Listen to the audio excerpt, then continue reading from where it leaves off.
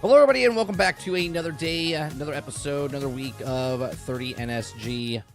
On today's show, we're going to be talking about 3 articles, plus we also have the Destiny stream happening. So we'll get through a couple stories, then we'll watch the Destiny stream about what their future holds, their journey ahead, and then we'll finish up the stories, and then we'll have a break, and then we'll come back for the Ubisoft showcase later this evening or this afternoon. On today's show, we're going to be talking about PC Gamer has an article talking about, hello, PC gaming here. Are the consoles okay? It says, with sales dropping and confidence declining, how close are we now at the end of consoles as we know them? So we'll talk about that article. Another article we're going to talk about is from VGC. Activision confirms which Black Ops 6 content is available with each Game Pass tier. We'll talk about that as well. And then we have a Windows Central article talking about Phil Spencer's interview with IGN, but we're also probably going to watch the IGN interview as well. And then we also have the Destiny stream about their journey ahead. I believe it's, is that what it's called? Yeah, the journey ahead for Destiny 2. If you like what we do here, we read news articles, have conversations about them. If you like it, hit that like button, hit that subscribe button. If you'd like to go above and beyond that, become a member as little as $5. We're here Monday through Thursday from 10 o'clock in the morning till noon Eastern. We have conversations with chat. We go over news stories, give you my thoughts and opinions based on the news story itself without any outside source, like any other like YouTube or Twitter account or anything like that. Literally read it here, give you my thoughts on the article itself. Again, if you like it, hit that like button. What's going on, chat? What's going on, Travis? Matasbo, Eric, Eclipse, good morning. L, what's going on? What am I missing here? Behemoth Titan, Nate, how's it going? Good morning. Water Bear, good morning. Mr. Luke, good morning. Magic Dolphin, good morning. PL, what's going on? All right. Let's start off. This weekend was full of, I think, good stuff, but at the same time, lackluster stuff as well. Some of that PC Gamer show yesterday, as Travis said in chat, you know, if I wasn't streaming, I probably would be sleeping. It wasn't as good as I thought it was going to be. Sometimes PC Game Show is good because it shows a lot of, like, I want to say, like, obviously it shows a lot of independent games, but man, it showed a lot of shop simulators, a lot of farm simulators, and I like my farm simulating games, but man, lots of shop games, lots of farm games. I was just like, holy Christ. What's going on, Dave? it was just too much. Travis says 30, we already know the future of Destiny is nothing. It could be nothing. It could be the Void. That could be the next DLC, the Void. PL says, another giant step for Xbox to rebrand as Game Pass. Thanks, everybody. Are they rebranding as Game Pass? I think they've been at Game Pass the entire time. Ron Slusher, good morning. Says, single-player mode, always online. Dave Rose, good morning. Good morning. What's going on, Brain? Good morning. Corporations love people like you, Travis. Keep buying their games at full price. The dad jokes were overdone. Oh, yeah. That's always a cheesy show. But regardless of what the actual show is, Luke, a lot of the games were very lackluster for the PC game show, for the future game show. There's a couple games that were cool for the Day of the Devs. There was a couple games. PlayStation, or I should say not PlayStation, the game showcase, Summer Game Fest showcase. The Adventures, Horizon Adventures seemed like a fun game, right? Obviously, I'll play that with my son and whatnot. But a lot of their games as well were just kind of like, you know.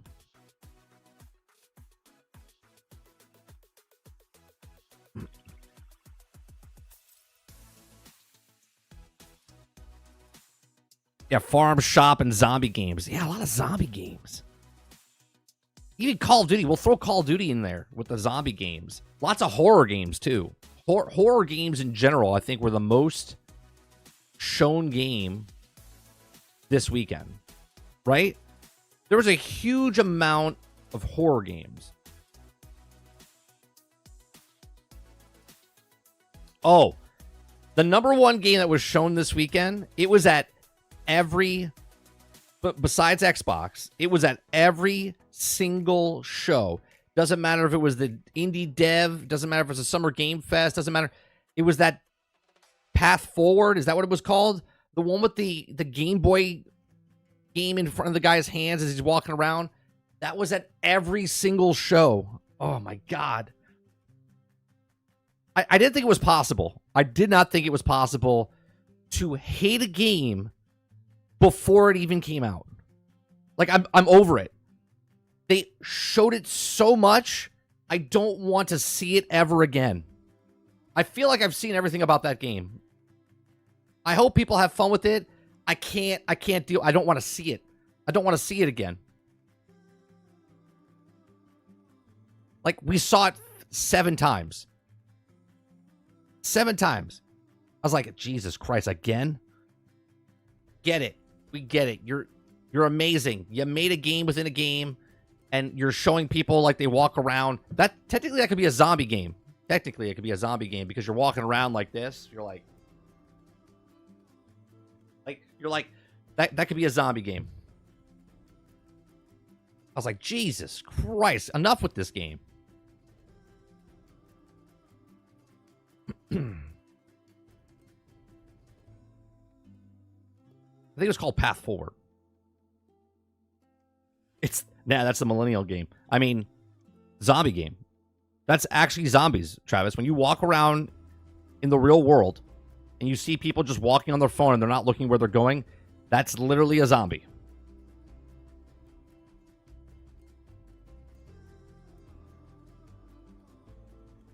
All right. Let's get to the first story here from PC Gamer. We read stories here for the first time. If you like what we do here, I give you my thoughts and opinions based on the story and the story itself. All right, so hello, PC Gaming here. Our console's okay. We do this Monday through Thursday from 10 o'clock in the morning. Hit that like button, hit that subscribe button. If you'd like to go above and beyond that, become a member as little as $5. It says, with sales dropping and the confidence declining, okay, how close are we to end consoles as we know them? This article comes on June 6th, so about 4 days ago. So this is before the actual weekend happened. A few years ago, we cheekily declared that PC had won the console war, and it was also true that we've spent the past couple decades gently mocking Sony and Microsoft for the 30 frames per second games. Okay, but now the PlayStation and Xbox are really looking quite pale, and I'm starting to feel bad. He says, I was just razzing, but at the head of it, it also took the summer showcase confidence in the consoles feels lower than ever, and I don't know if they ever get their old glory or their old glow back. It says it's not just vibes. Console sales are down, okay, and the analyst Matt Piscatella marked a 26% decline in spending on current generation consoles this April compared to last April. Xbox hardware in particular is struggling to sell. Microsoft reported a 30% decline in Xbox hardware revenue between the first few months of last year and the first few months of this year. Meanwhile, Sony's recent State of Play stream was almost as much as a PC gaming show as it was a PlayStation show, featuring a PvP hero shooter that also releases on PC day one, and the news that God of War Ragnarok is on the way to our platform. Okay, so obviously, who's writing this? Tyler Wilde, obviously, is a PC guy here. He says, hey, we're happy. It wasn't long ago that God of War on PC sounded like a pipe dream, but Microsoft and Sony finally cut it out of the console exclusives like we always wanted. Now, although Sony still makes us wait for its big single-player games, FOMO is hard to cultivate than it once was. Now, the new phenomenon of Pal World appears all the time, and with the help of the good Amazon TV show, a years old game like Fallout 4, and can suddenly become a hot thing to play. We've also got more enough to distract. I like how you said Fallout 4, not Fallout 76. Fallout 76 is like shot up big time. Just Fallout games in general is what he should have said. For PlayStation right now, which is also incidentally Helldivers 2, a game that last he checked had more than half of its money from PC. Okay, so obviously I've said this in the past. It doesn't matter what console you play on. More games are going to come to more platforms because it's a dwindling bunch, right? Even though Sony is selling 60 million copies, half of their population hasn't come over yet, okay? Which is not too odd, because a lot of people, like I didn't get into the PlayStation 5 or PlayStation 4 until 5 years into the life cycle myself, okay? But at the same time, more people are not buying consoles because there's other devices they can play on, right? They can play on their PC, they can buy on Steam Deck, Rogue Ally, on their mobile phones, on the consoles, on the tablets, on wherever, right? There's way more things to. Back in the day, we didn't have mobile phones to play games on. We didn't have these things, and this is why Nintendo and Sega were big dogs back in the day. And then when PlayStation came out, we still didn't have cell phones when it first launched. And then when we got games on our cell phones, it was Snake or Tetris. That was it. Now you have these high-end graphics across the board on mobile devices, and there's less time because we all have 24 hours in the day, and there's less time to play games, and more people are playing on the go. They're playing while they're on the train. They're playing on the bus. They're playing when they're on vacation, whatever it is, while they're sitting on the toilet. So there's a lot more things, hence why it's not just bad games on console, and that's why consoles aren't selling, okay? It's that there's so many more devices out there that you only have enough time to buy or play a certain amount of things. So even if you bought a PlayStation and bought an Xbox and bought a Nintendo and then bought a PC, you're one of those people that have every single console. You're not playing them all the time. You're only playing one while the others sit there and collect dust. This is just the reality of it, right? So Microsoft certainly appears to be prioritizing gaming revenue over hardware revenue, despite what recent mass developer layoffs and the studio closures might seem to indicate. Xbox console sales are down, but Microsoft has also a whole is fine, and its gaming revenue has also swelled this year due to Activision Blizzard acquisition. It's also going all in on the Game Pass with plans to offer the next iteration of a shiny new moneymaker Call of Duty on its PC and console subscription library, and Sony's strategy has changed less dramatically, but PlayStation certainly doesn't feel like a remote destination it used to be. Okay? The only holdout amongst the console makers is Nintendo, whose PC strategy is still threaten fans' projects with lawsuits. Perhaps they do not have to hand in to Nintendo for this, but it's also resulted in the obsolescence of the Switch is only the only console I consider buying as a PC gamer. Nintendo remains one of a kind gaming company where Xbox and PlayStation feel less and less distinguishable from gaming at large, aka PC gaming. Maybe I'm finally starting to understand that the PlayStation fans who are mad that are things that also dissolving into a great PC gaming ocean of everything. Right? Too bad Kratos is now our dad too. Okay, and I always think it's funny that people always joke about this. Obviously, if you have a PlayStation, you got Kratos years ahead of time, okay? And I've said on this show that I think that gap is going to get smaller and smaller, and I do think day and date will come down the road. As of right now, they're just shrinking the time span in between the console, all right? And Xbox is completely shrinked it completely. They're like, well, it's day and date, but they've been like that for decades with Halo and other games that they've also put out there, right? So it says the distinction between Xbox and PlayStation and PC haven't totally dissipated. Japan Studios' new Astro Boy looks like PlayStation game. I don't know why he's saying PlayStation game, and Naughty Dog, Insomniac, Sucker Punch, and Sony's Santa Monica are still plugging away at the future of PlayStation 5 games, which won't come to PC at launch. But the big leap to me was that Sony releasing a first-party PlayStation exclusive on PC at all, and I doubt it ends there. Now, again, this is before the Summer Game Fest show. This is before all the stuff that happened this weekend. So we already know that PlayStation has yet another game. People can say what you want about it, but the Horizon brand is an IP that Sony owns, and now there's a Lego game, and that game is also on the Switch, okay, and PC.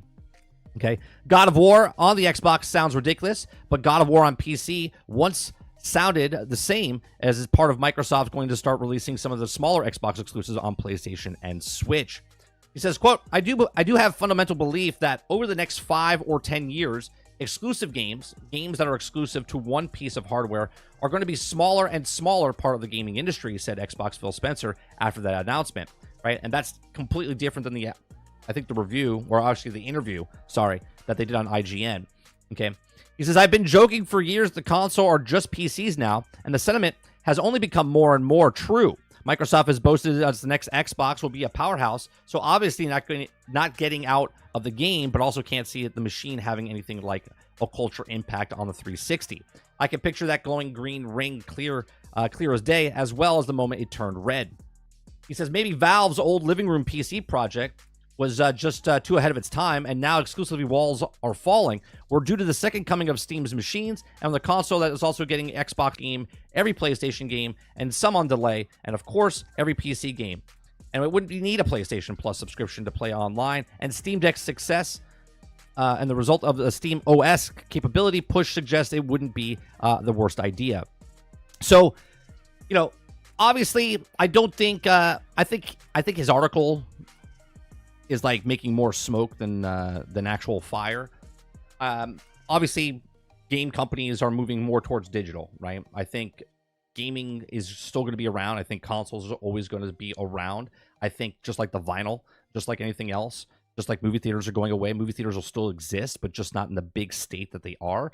So I don't think that this is all like the sky is falling and consoles are doom and gloom. But I do believe that options are good for the consumers. Companies want to make more money.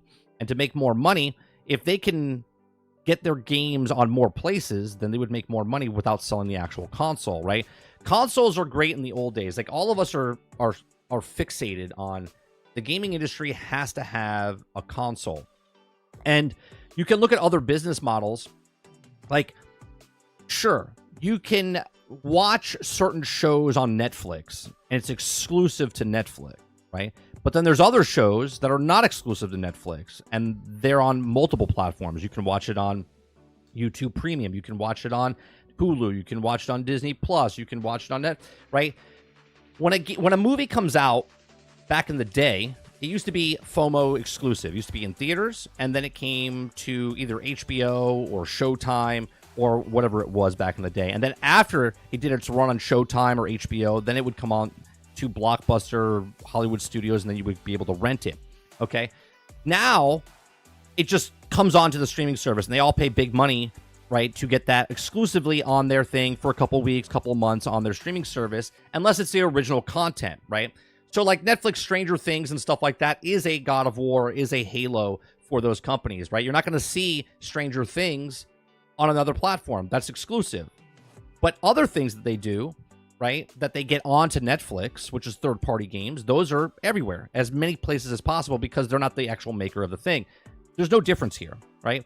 God of War, Halo, they can go to other places, other platforms. And when they say other platforms, I think a lot of companies are talking about PC as a platform, right? It doesn't mean because they say platform, it's going to all platforms, right? I've said this yesterday. I've said this in the past. I don't see God of War going to Nintendo. I don't see him going to Xbox. That's their IP. I don't see Mario moving over to other places. Obviously, there's a Mario handheld, like on your mobile phone. There's like that version for mobile. But they're big titles that they make for Mario. I don't see them coming over to, like, I don't think you'll ever play an Xbox game with Mario. Like, Super Mario Brothers will never be on Xbox, like, unless it's emulated in some way, shape, or form, right? But like specifically made and put on into Xbox. Halo, as I say, I think it's weird if Halo Master Chief shows up on PlayStation. Maybe the old games do because it's been 20 some odd years, but the new games don't. They'll be on PC because PC is a platform, but it's not a console. They're not in dead competition selling boxes to do it, right? PC's in its own little market, but also plays the games of console. So I don't see these big IPs coming over day and date to other places, but I do see them coming over. Now, as far as other games that are first-party titles, so for instance, if PlayStation gets another game, but it's not the big IPs, but it's a first-party game, they could throw it day and date onto, right? Like, they don't own Spider-Man's IP. They own Spider-Man's rights for the movies, but they don't own Spider-Man. So down the road, Spider-Man, or whatever other variation of games they want to make, could go day and date, because they don't own that IP, right? That character, that Mario, Halo, Bugs Bunny type of character, Mickey Mouse type of thing. You know what I mean? So going forward, I think consoles are fine. I don't think they'll ever go away. But at the same time, digital games are coming more and more. Xbox just came out with a digital Xbox Series X. PlayStation's top-selling thing is a digital one as well. More games are coming on streaming services, if it's Game Pass or PlayStation Plus, if it's on Amazon Luna, it doesn't really matter. All of these things, the games are coming, but the major IPs for these things, I think, will wait a little bit longer. But these are just my thoughts. Let me know yours in the comment section down below. Do you think consoles are done for? Do you think this is just a speed bump and it's just going to adapt over time? Let me know in the comment section down below. Please make sure you share, like, subscribe. And if you like what I do here, please check out some of our other videos. Thanks for watching.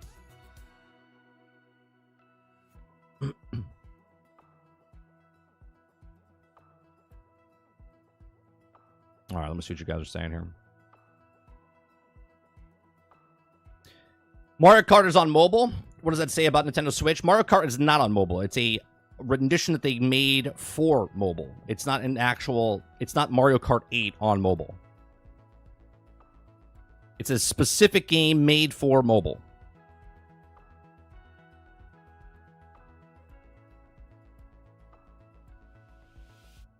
Clickbait title? My title or the PC Gamer title, L?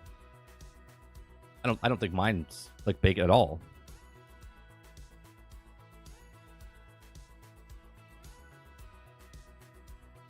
I want to get a red ring of death tattoo on my belly button.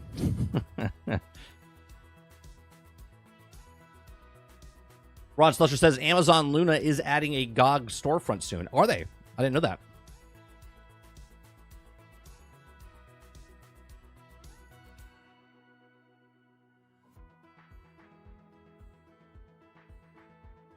What's going on,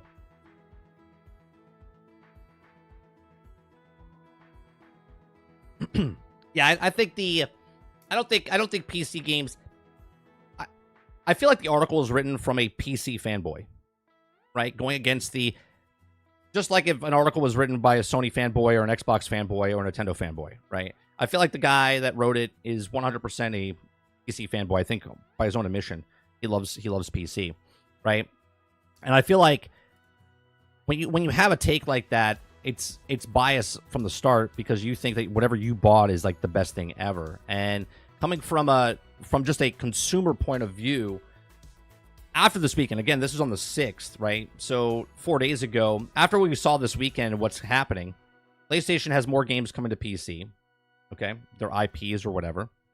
Maybe not in its original form. Right? But Halo is a IP that I was just talking about.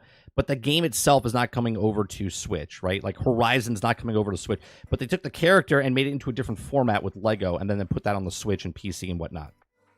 Okay? So it's a different landscape. Like they're going to test the waters of different things. So maybe they take God of War. If this works out, they make God of War Lego version and then they put that out, right? So God of War could be on Switch. Right, the IP itself is not in the original form of what God of War is, but then God of War Lego could be a game itself that they could be working on, and they could do that with all the other games, right? That's a smart way of PlayStation getting more people to play their IPs, okay, without buying the console itself, right? No matter what you guys think about consoles are shrinking as far as the population that buys them, okay? You can go back and look, and we've done this on stream. You can go back to each generation and add up Nintendo, PlayStation, and Xbox. Add them all together, right?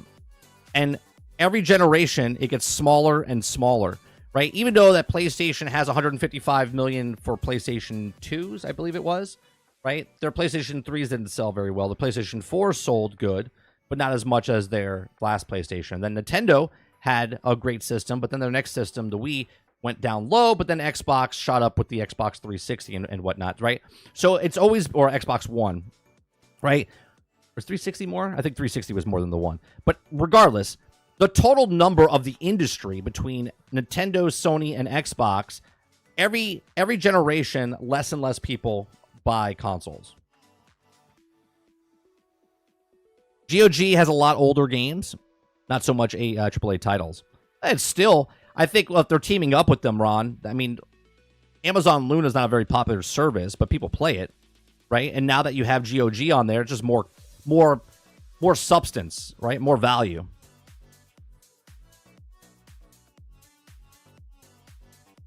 I was going to say, He must have didn't watch the weekend. Well, I said in the very beginning of it when the date was of the article. I said it was June 6th, before, like, the lead up to this. I said before I even started reading it, it was before this weekend. What's going on, Salty? I'm after convinced with my gaming. So if I can play all I want to play in one place, I'm happy. We'll stop the console production. Not really, because tiers always got to be a price gap to appease all walks of life. And GOG games are DMR free. I mean, DVD is still a thing, right? If it's DVD or Blu-ray, they're still around. You can still buy them, even if major companies get rid of DVDs in their store. You can still buy them online, right? You need a player to play them, right? And if you have a player, you can play them, right? Vinyls are still around. People are making new vinyls, right? People still make record players. They're a very small niche community, but they're there, right?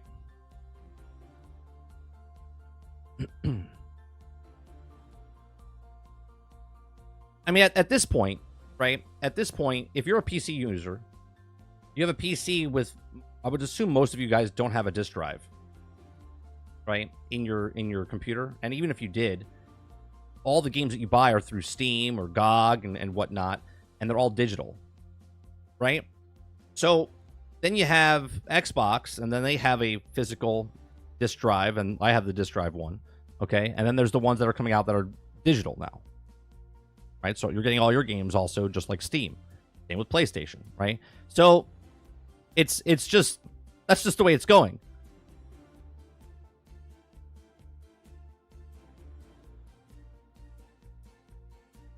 Eclipse says, yeah, I just got Tron on DVD.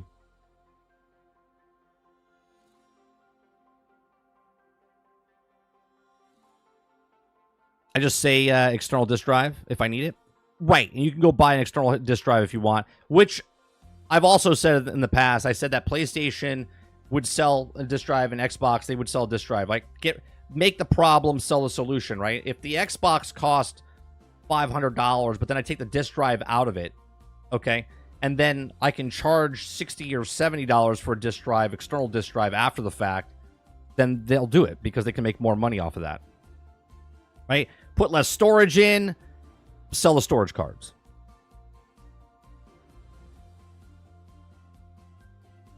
What'd you miss, Travis? It was just a guy talking about how PC over the time is getting better and better because consoles are dwindling because there's less sales. Right, 26% based on the article. It says 26% decline in spending on current generation consoles across the board. 26% for Xbox and PlayStation, Nintendo, all consoles are down 26% from last year. Okay. And then Xbox itself is down 30%. Okay. Is down 30% from sale from year over year as well.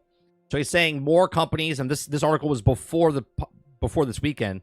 And we know now a lot more games are coming on all multiple platforms. If it was PlayStation bringing games after the fact over to PC, or their new titles coming to PC, or Xbox putting day and date across multiple platforms as well. Less people are buying consoles. I saw an article that said down 13%. What article is that, Travis? Put that in Discord, and I'll look at that for a second.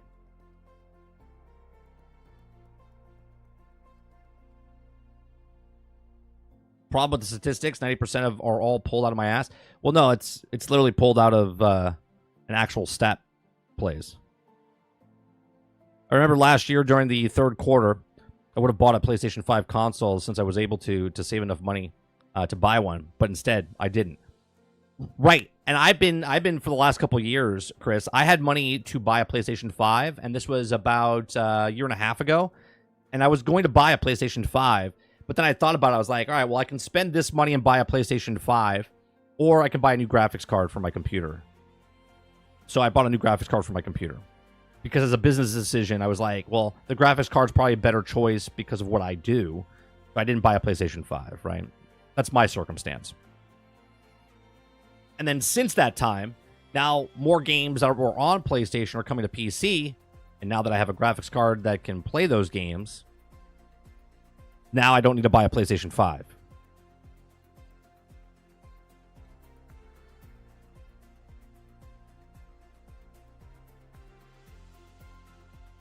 All right, we got about a half hour.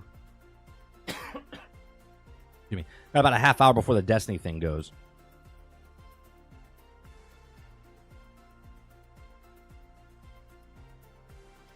All right, let me look at that. Let me look at the article you gave me.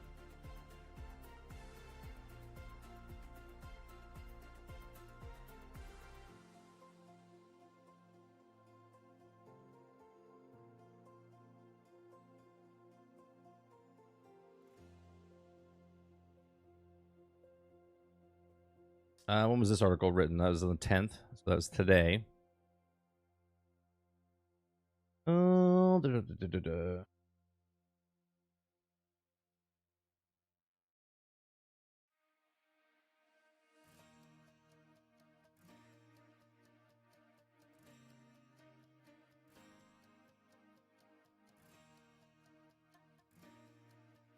Where is the...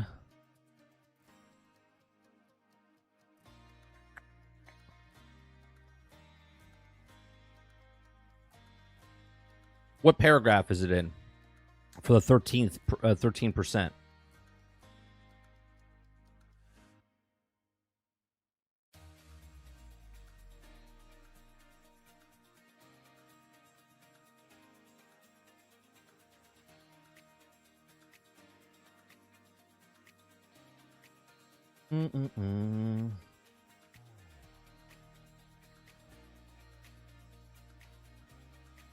Oh, there it is. Xbox consoles are trailing Xbox One by 13. Yeah, but that's this is why I want to read it. So, Xbox One Series consoles are trailing Xbox One by 13%. So they're comparing the Series consoles 13% down from the Xbox One. What we're talking about in the article that we read was that 26% decline spending on current consoles, okay, and 30% of Xbox hardware from year over year from itself from last year to this year is 30%.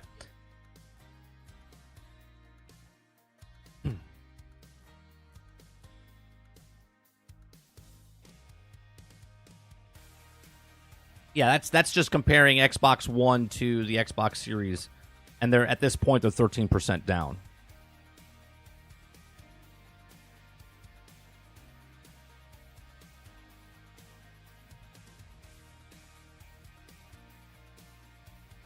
Yeah, the other day when the guy came in and said that Destiny 3 confirmed and Witnesses isn't the raid boss was wrong because it's a 12-man event to fight the Witness.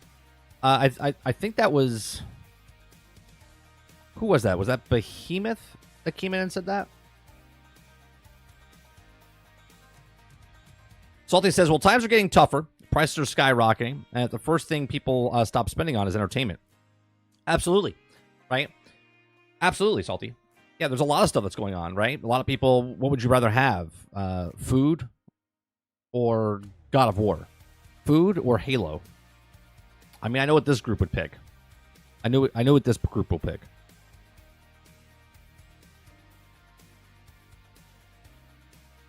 Well, I'll take that article. I didn't read the whole article. I'll take that article and put it into submitted stories. Maybe we'll read it tomorrow.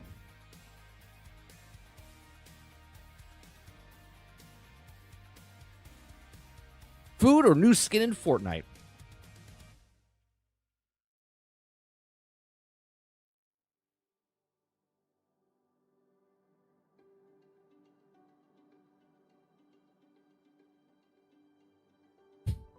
What's food?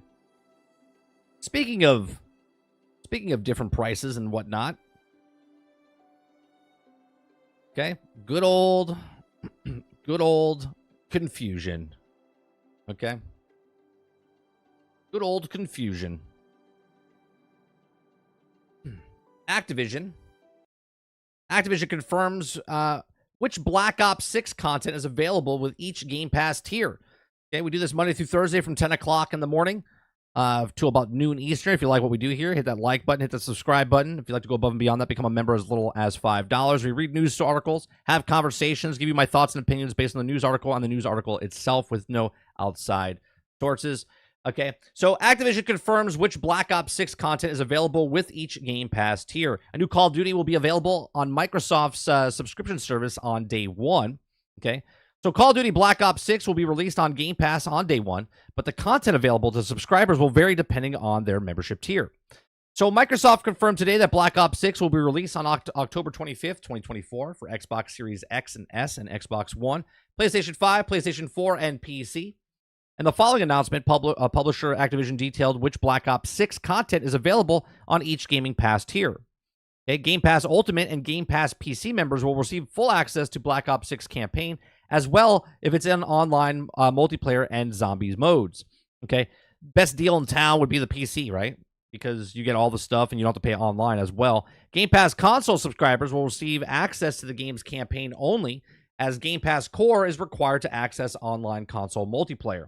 Here's a full rundown of Black Ops 6 availability through Game Pass straight from Activision. Okay, so let's read it from Activision itself. It says Game Pass Ultimate offers the most flexibility, as it allows you to play a Black Ops 6 campaign as well as its multiplayer and zombies online mode on your Xbox Series X/S or Xbox on console and the NPC. Game Pass Ultimate subscribers will have access to digital cross-gen bundle on Xbox consoles and standard edition on PC and Microsoft stores. Game Pass PC, play the Black Ops 6 campaign as well as the multiplayer and zombies online modes on PC. Game Pass PC subscribers will also have access to the standard edition on PC Microsoft Store. Game Pass console, play a Black Ops 6 campaign only on your Xbox Series XS or Xbox One consoles. Online console multiplayer access sold separately is required to play multiplayer and zombies online modes on Xbox Series XS or Xbox One consoles, and Game Pass console subscribers would need an upgrade to Game Pass Ultimate or additionally subscribers to Game Pass Core sold separately to access these game modes. Game Pass console subscribers will also have access to the digital cross-gen bundle on Xbox consoles. Man, talk about confusion, right? And the last one is Game Pass Core. Game Pass Core includes online console multiplayer access, which is required to play Black Ops 6 online mode, multiplayer and zombies, and on Xbox consoles, but does not qualify you to access the full game. Also note that the benefits of Game Pass Core are included in the Game Pass Ultimate plan. Okay, can you see what they're doing here? Can you see that they're trying to push everyone up to that Game Pass Ultimate for that greatest value ever? I mean, I said this would happen, right? Okay, so players subscribe to Game Pass Ultimate and Game Pass PC or Game Pass Console before the game's release date can receive access to 2 pre-order bonuses of Woods Operator Pack and Open Beta Early Access. Ooh. Okay, subscribers of these tiers will also have the option to upgrade the Black Ops 6 Value Edition for $30 for regional equivalency, and this edition includes Hunter vs. Hunted Operator Pack, Mastercraft Weapon Collection, Gobble Gum Pack, and Black Ops 6 Season 1 Black Cell. Okay, man, they make it just so easy to figure out where the hell you want to play. Okay, now obviously, if you're not a Game Pass person, you just buy the game on PlayStation, you buy the game on PC, you buy the game on Xbox if you don't want to deal with all this other tier stuff. But if you're an Xbox person, I think this is a little confusing if they're trying to get new people to come onto Game Pass and people are coming over to go, hey, yeah, you know what? I hear Black Ops 6 is on Game Pass. I want it. And they're like, which one do I need? And they make it so convoluted. Just take what they just explained here to you and just take what Ubisoft is doing with their games, with Assassin's Creed or Outlaws, right? This game is $70. Or you could pay $18 and you get this. Or you get $15 or $10 and get this. Or you could pay $9 or whatever it is and you get this, right? What's the best value? They would highlight the Ultimate Edition because the Ultimate Edition is where they want you to go. They don't want you to pay $70 for the game, right? They don't want you to pay $70 for the game. They would rather you play Warzone, right? Because they didn't even mention Warzone, okay? Right? They don't want you to pay $70 for the game. They want you to pay $18.99 for Game Pass Ultimate or PC Ultimate or PC Game Pass. Okay, that's what they want you to do. They want you into that ecosystem, right? Obviously, PC Game Pass will go up in price. I think it will go up in price, PC Game Pass, because they will add more of the Activision titles to Game Pass, like a World of Warcraft. I've said this in videos in the past, right? That they will take World of Warcraft and put it on PC Game Pass before they put it on console, just to kind of merge the people from Battle.net. So instead of paying, $18 or $15 for Warcraft, you'll come over here and pay the $10 for PC Game Pass, and they'll raise that price up and then get that same value. Okay. Why do they got to make it so goddamn complicated, though? It's like, which one do you need? Well, I want to play the campaign. Well, you play the campaign, you can get this, but you can't get it if you get that. If you want to get this over here, you get it over here. It's like, well, if I just want to play the campaign, I'm going to be paying $70. Is it worth $70? No. I know that. You know that. The campaign itself is not worth $70. Okay? So now, where do you go? You're like, well, I don't want to pay $70, but I want to play the campaign. Well, I can't go to Game Pass Core because Game Pass Core only includes the online console multiplayer access, which is acquired Black Ops 6 online modes, right? So I can't play that. So then I go up to Game Pass Console. I can play the Black Ops 6 campaign on your Xbox Series X or S, okay? So now they got me for, what is it, the next tier up. I don't even know what's Game Pass Console, what's regular Game Pass? Core is $10, right? Game Pass is what, 12? 11, 12, whatever it is, right? So they've already gotten an extra $3 out of me, and now I can play the campaign for the bare minimum of getting in there. But if I want to play the campaign, then I'm like, oh, you know what? I really like the campaign, but now I want to play the other modes. Well, I can't play those other modes because I gotta do that sold separately, right? So you can play Game Pass Console version, get the campaign version, but the online console multiplayer access sold separately is required to play the multiplayer and zombie mode. Well, if I want to play the zombie mode, well, now, if I'm on PC, I either buy the game, or I get Game Pass PC, or I get the Ultimate, right? So, boom, they've already got you for $17. They make it so confusing and so, I think, frustrating for brand new people that are coming over. They're like, well, I got Game Pass. It's on Game Pass. But what they don't see is that Game Pass Core is different than Game Pass PC, which is different than Game Pass Ultimate. And I think that's confusing for new people that would come over, potentially, that would give Game Pass a shot, right? They got to make it so goddamn convoluted. Yeah, you need a PhD to game, right? It's ridiculous. So, is it a good fit? Look, I think I've said last week that Call of Duty on Game Pass is a good deal, but at the same time, they got to go out and make it so goddamn convoluted. It's like the Ubisoft charts when you get an Assassin's Creed game. It's like, which one do I pre-order? This one comes with this skin, and that comes with this, and it's like, can we just get our shit together? Can you just put it in a one lump sum, right? Put it on there, right? Make it simple. Don't put 5 game modes in a game, and 1 game mode's here, and 2 game modes are there, and all of them are here. It's just ridiculous. These are my thoughts. Let me know yours in the comment section down below. Let me know what you guys think, right? Are you a person that doesn't have Game Pass? And does this make you, in any way, shape, or form, go, you know what? I'm going to Game Pass, right? If it's for Call of Duty, and then does it turn you off knowing that you don't know which one to get? Let me know in the comment section down below. Please make sure you share, like, subscribe, and if you like what I do here, please check out some of our other videos. Thanks for watching.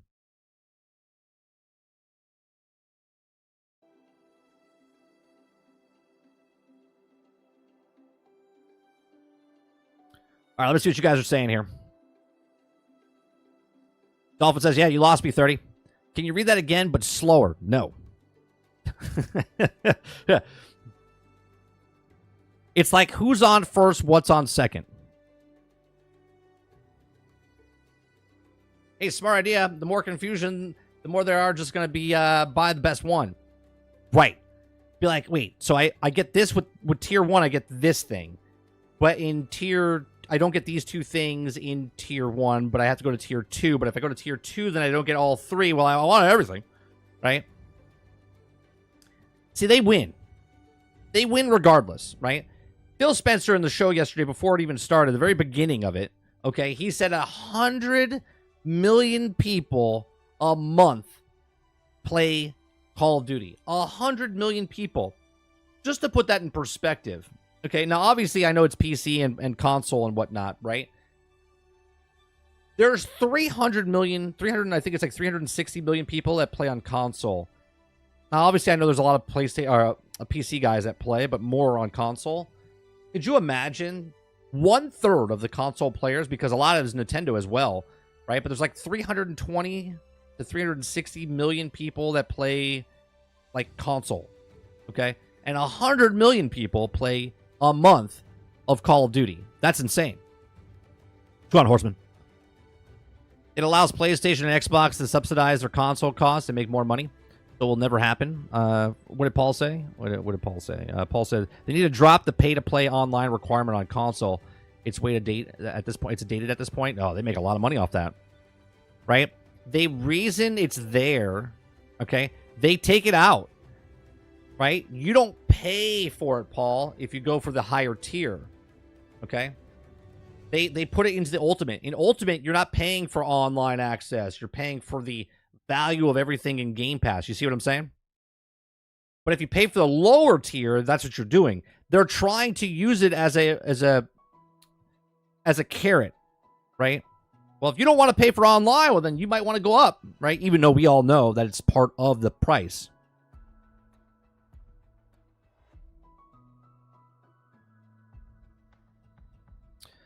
Waterbear says, "Well, I'm only playing Black Ops 6 for the campaign, and then it's free because it's on Game Pass."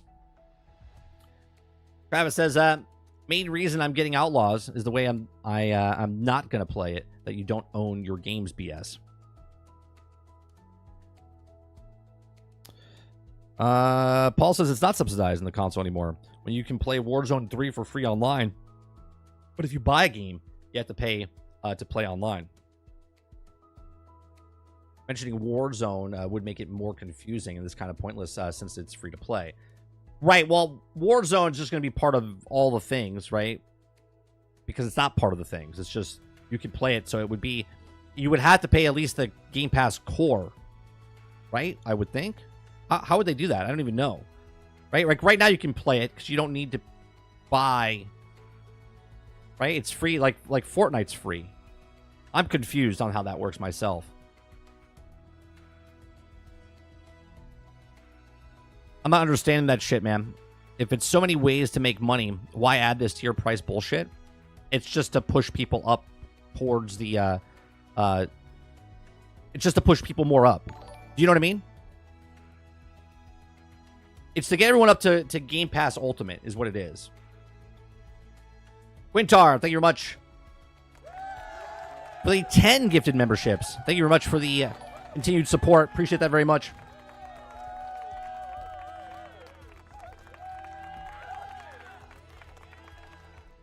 Thanks a lot, Quintar.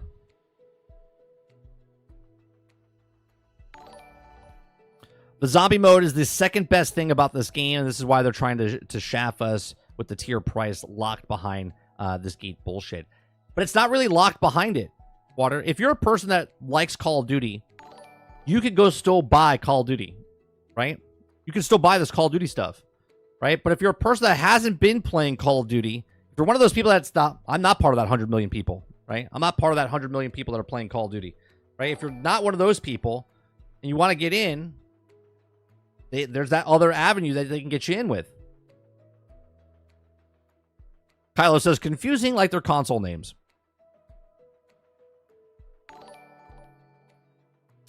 This kind of makes sense to put the zombies on something cheaper because a lot of people just want to play the zombies.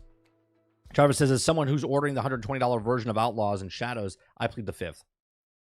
Paul says Game Pass Core just needs to be done away with. Again, they're just using that to be like, wait, I have to pay for online for that? And then someone goes, well, I'm just going to pay the extra $2 to take that away, right? Sarge says they have to keep it convoluted. Warcat says, if I get the itch to play Call of Duty, sure, I'll check it out Game Pass for a month or two, but I don't often get the itch to play Call of Duty. Sure, if you're already in, like, I'm already in Game Pass, right, more cats? I'm already in, so it's like, why not try it, right? Like, why not try the campaign out, and if I don't like it, I still playing other games that are on Game Pass.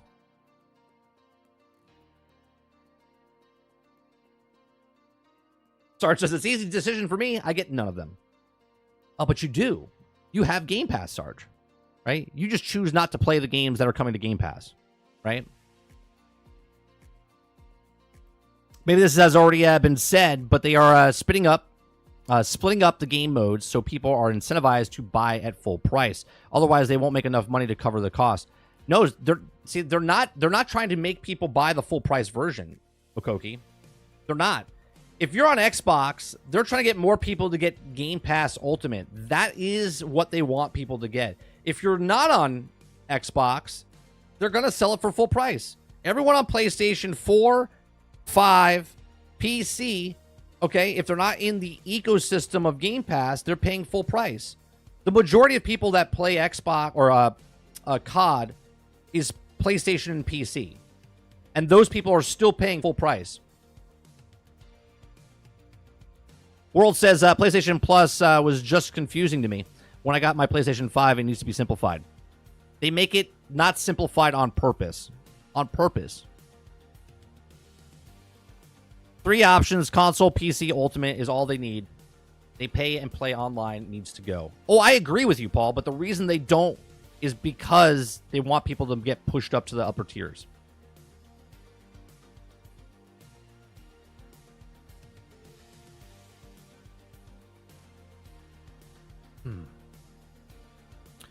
You're a person who likes Call of Duty, seek help. Travis, I'm definitely playing Call of Duty, already installed on my Xbox. Dolphin says, do you not get features if you have a Game Pass Ultimate? No. If you get Game Pass Ultimate, you get all of it. If you have Game Pass Ultimate, you get all of it.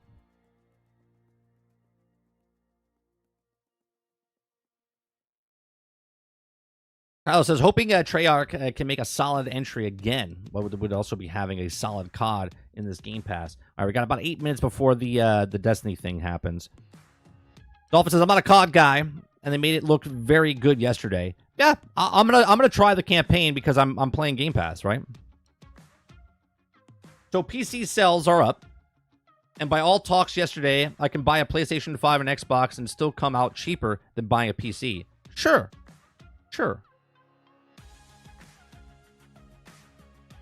John Bond Zombie says PlayStation Plus blows.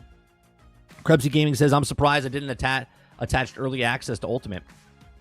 Oh, that's true, Krebsy. Maybe, Krebsy. This is why they didn't say anything about Warzone. Maybe they put Warzone behind. If you are a Game Pass Ultimate member, you get to play 2 weeks early.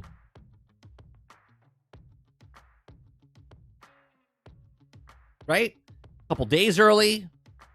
Right? Actually, they don't even have to say a couple weeks. They could say a couple days. And that would get enough people to just come over and get it for that month. Right? They get you for $17 that month. Okoki says, how many new subs do you think they will get to Game Pass because of this move? Everyone I know already has Game Pass, and I feel that they are just missing out on sales. I think what they're trying to do, Mokoki, is that, again, they're selling the game still to PlayStation guys and PC people, right? PlayStation 4, Xbox One, right? And the people that don't have Game Pass, okay, because there's a lot of people that have Game Pass that are still on older systems, okay? They're trying to get more people to get Game Pass that are already in the ecosystem of Xbox. Hence why they're trying to put things on certain tiers behind the upper echelon of the Ultimate Pass. We know from the last time we did a stat, this is before they gave us their last stat, so we don't know the new stat of like 35, I think it's 32 or 35 million people, whatever it is. Right? We knew at 25 million subscribers back then that 15 million were Ultimate members and 10 were regular. Okay? They're trying to get that 10 to boot up a little bit, right?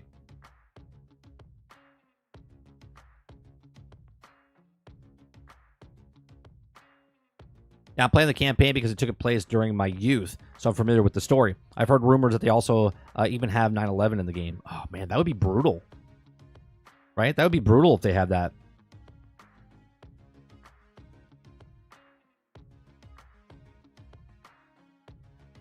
What's going on, Jones? If you think people are coming to the Game Pass after the showcase yesterday, there's no way that people didn't see they've been like what they've been like. What I can get all those games for $17, sign me up. Yeah, there's a lot of stuff there. And again, everyone's like, well, I can get them on PlayStation as well. Sure. Sure, you can get most of those games that they showed yesterday, okay, at the Xbox Showcase. It's coming to other consoles as well, and you can pay full price for those, right? Again, the value of Game Pass is that you're paying, like you said, $17 is a hell of a deal. Right? What did I say yesterday? There's like 8 games. 8 games that I would play.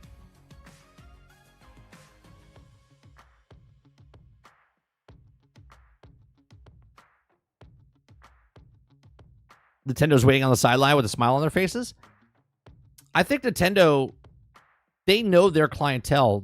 They're in competition, but they're not really in competition because they make the sales of their game. They know what they put out. They're going to sell 15 to 30 million copies of their game.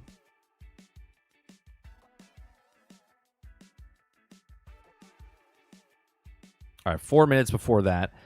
It's 1991. That's 10 years before. Don't know if the game will span that long. Yeah, I don't know if it does.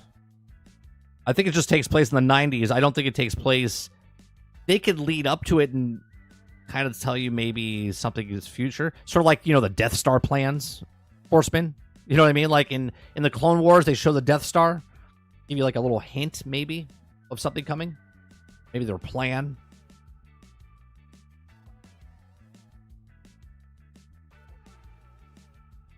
You have to be a nut to think it's not a hell of a deal. Yeah, it really is.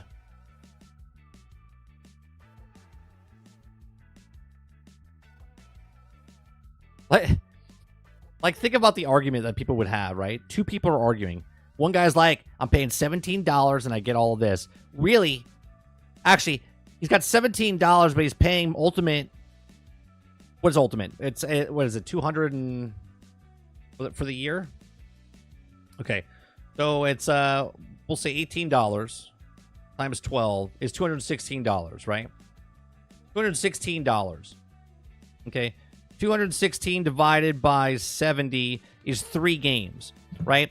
So one person pays $216 for Game Pass for the year, and they get all of these other games, third-party, first-party games that are on the thing.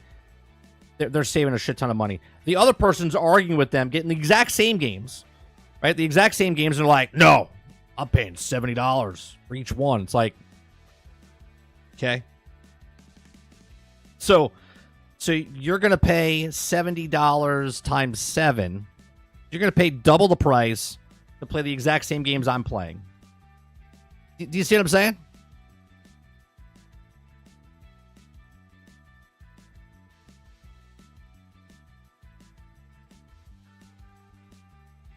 But some people aren't broke, so we prefer $7 versions. It doesn't matter if you're broke or not. In what world, Travis, does someone look at and say gas is $2.50 and the gas station across the street is $7, and someone's like, well, I'm going to go across the street and get $7. Who's looking for worse deals? Right? Like, who's looking for worse deals?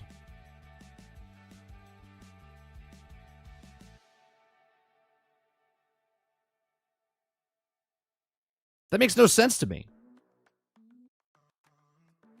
Well, your broke ass could get $2.50 gas. I'm going across the street to get that $7 gas. Okay. You showed me. You showed me. Like, I don't understand. Except that I owe my $70 game? You don't. Are we going back to the ownership thing again? Oh, for God's sakes. Okay. Okay.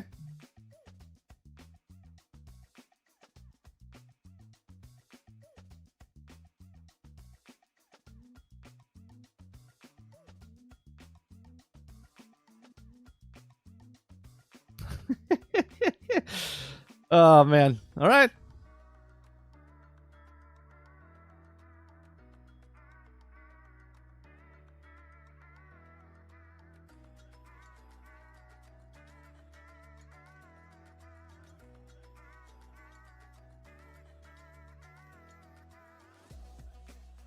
Travis is correct-ish. Yeah, sure. Yeah.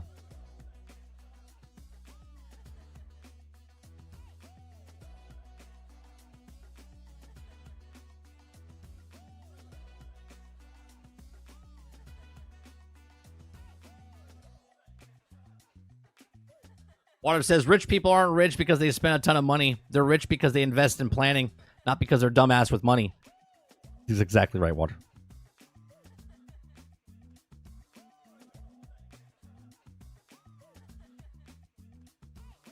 Oh, hold on one second, I got this muted.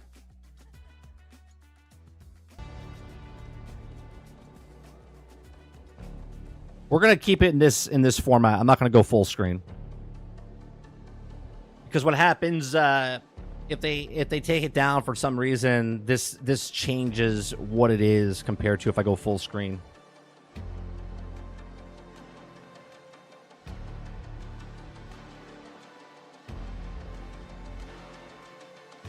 I have no idea what they're showing. I think they're just talking about what's the future of Destiny.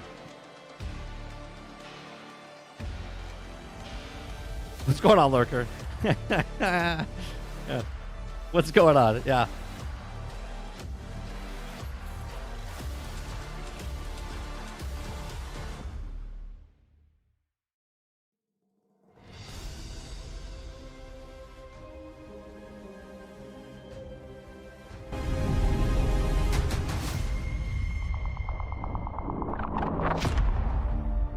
Episodes are telling singular stories that stand on their own, that are also building up mysteries for the future of Destiny. For the episodes, we introduced this single object of immense power. An echo is a direct result of the battle with the Witness. All of the darkness that was holding it together exploded out, colliding with the matter-making properties of light, manifesting all of these different memories inside of the Witness. Go on, Argus. This collision of darkness and light created this explosion, and so these echoes spread across the galaxy.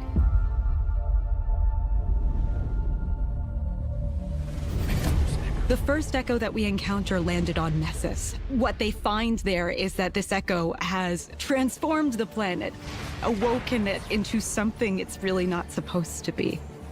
So we go down to Nessus, and we immediately realize that the Vex are acting a little strange. So we work with Failsafe and the first activity, Breach Executable. And this is a 3-player activity, arena style, kind of offensive that we haven't really done before. Got these big, cool, like, geysers of radiolaria that explode out of the ground, and you need to cap them off while you're keeping the enemies at bay. Things that have only existed in the Vex net are now coming out into the real world. You're gonna see that, like, Nessus is different now. As we get deeper and deeper towards the core, it really starts to become very apparent.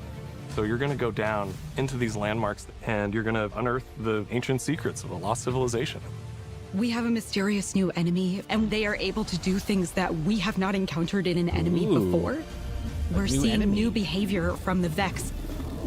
Who is behind this, but also what are they doing and to what end?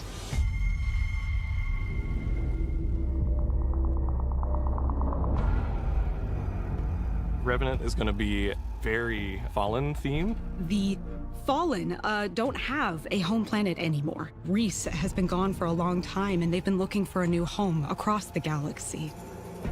Revenant has more dark fantasy themes. It's about slaying vampires with a touch of Splicer mixed in.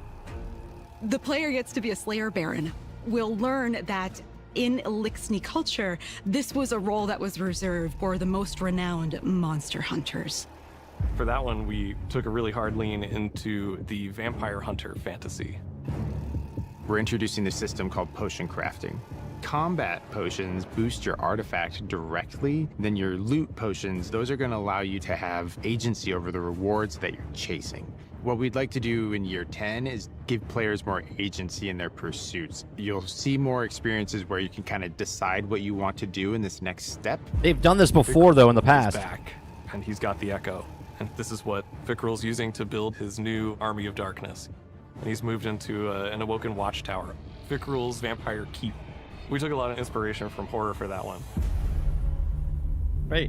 Changing from one name to one design to the next doesn't mean it's different. The Hive Pantheon, dealing with some new interesting revelations that happen.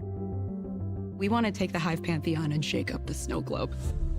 It means that we want to take the existing relationships that we see inside of it and put them through such a stress test that they come out changed. In Heresy, there's this new eldritch force that's bubbling up to the surface that is opening new doors, creating powerful mysteries, and ultimately they'd lead us back to the Dreadnought. We're going back to the Dreadnought. It's awesome. We're going back to the Dreadnought. Some fans might think we've forgotten about the Dreadnought completely. Oh no, not this fan. We're going to give it a whole new Not this fan. We want this to be an eldritch, inscrutable fortress of secrets. The peeling that you'll see on the Dreadnought, the weapons themselves are peeling back to reveal a new, spooky, bony front. Since this release deals with kind of two big themes, we have two armor sets. We've had some armor sets that are kind of in the Eris theme in the past, but this is like straight up, I'm Eris's squad. And then the Hive Ship Navigator armor set explores like, what if we were driving the ship? What if we were the navigators? If you really like Shattered Realm, if you really liked the Coil, you're going to love this new Dreadnought activity.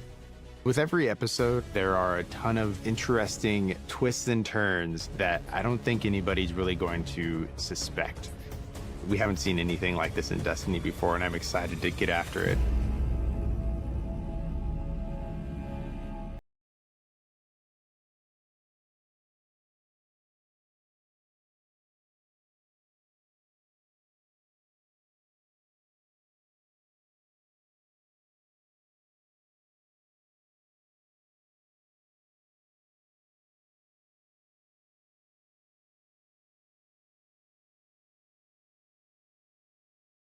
That it?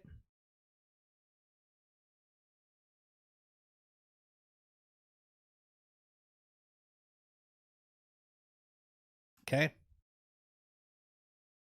All right. So, yay. Yeah. I mean, okay. I'm trying to put words together here so I don't sound I don't want to sound like a hater. I don't want to sound like a hater. I don't hate Destiny. I don't hate Destiny. I hate how Bungie is how they've done with Destiny. Okay? I hate the fact that nothing they can do, I'm not going back.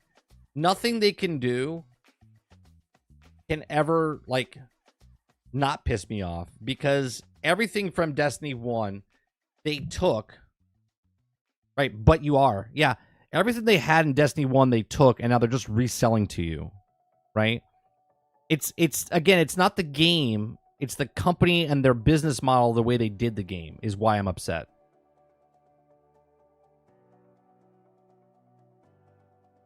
Right? I think it looks great. I think it looks cool. I'm happy that people are playing it and they're having a great time. They can never get me back. Can never get me back. It's just so frustrating that they told you they had to remove stuff because it's just too big. They told you that you couldn't take guns with you. They couldn't do this. Then they slowly started putting it back in. Then they got rid of sunsetting. Then they're bringing other locations back. I can't do it. I hope you guys have fun. And this is me not being upset about it in any way, shape, or form that you guys are having fun. I just don't like the business model that they have with that game. If everything was fine and they had everything in this whole time, and I can go back and play, like right now, if I can go back and play Destiny 2 in its full entirety, it would be fine. But I can't. And that's what pisses me off.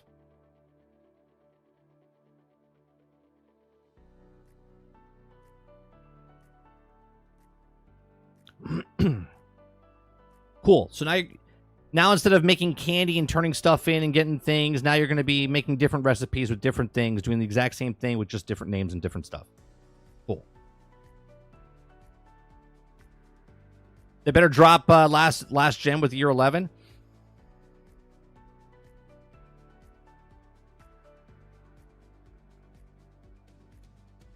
I don't know, Motasbo, if it's the game that we grew up with. I mean, I just feel like their business model, their business sense with that I don't know, man. Like if you could put the game out, like right now, if I could go back, if they put out Destiny Year 2, or I'm sorry, Destiny 2, and sold it in a chunk, right? Where Destiny 2 up to a certain point, and then Destiny 2 point whatever, and you could buy those and play the entire thing.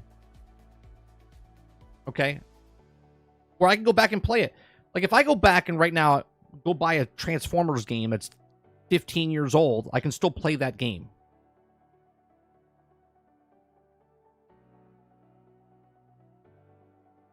Right? That's my thing. I don't like that I can't play the entire thing.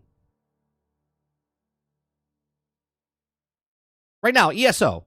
I can go back from the beginning. If I've never played ESO before, and I can play the entire campaign 10 years later, right? I can play all the expansions and all the stuff, right? Sure, there's events and stuff that are there, but that's like not part of the story, okay? That I can go play and do 10 years later. DC Universe Online. I can go play every single campaign to this point. I can't do that with Destiny. And that's what pisses me off.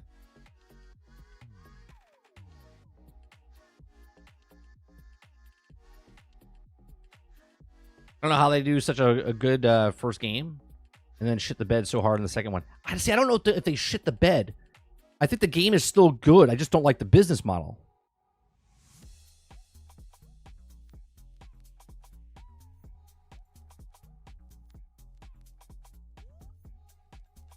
I've avoided all Final Shape videos thus far. I don't want to be baited into buying. The mind is willing, but the flesh is weak. Pepsi says they cook the Final Shape. If the episodes has the quality of the Final Shape, then year 10 will be good. But I don't care about year 10. I want to know year 11 and start the next saga. But Dante says I don't like that they took out the Red War content, but I do like that they reconnected the story to fix it. Tasma says it's missing the content that they made special for me. I would like to start a new tune every once in a while and go back through the campaign when I got bored. Can't do that anymore. The Final Shape was like Endgame for me in MCU. Anything coming out now is just not going to do anything. That's a good analogy, Paul. That's a good analogy. Give me 1 second.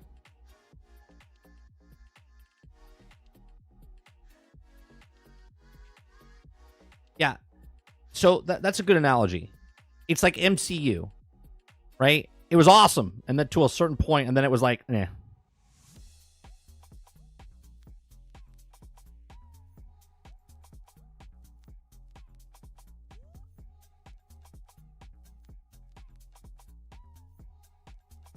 Eric Jones says, actually, D2 is better than D1.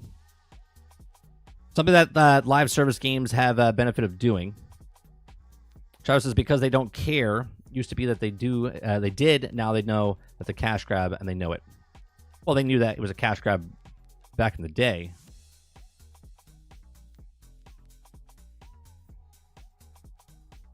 Alter says, I played Destiny yesterday after 4 hours. I turned my PlayStation off and remembered why I stopped playing. The witness is Thanos? I mean, maybe. I have no idea.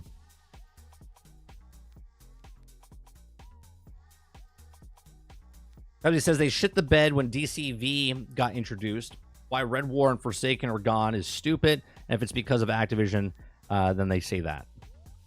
Whatever the reason, it's just dumb, Krebsy.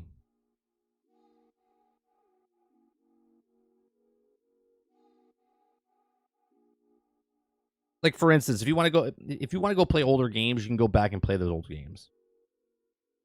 In the future, Destiny, you'll remember Destiny in thought, but you won't ever be able to play it. Do you know what I mean?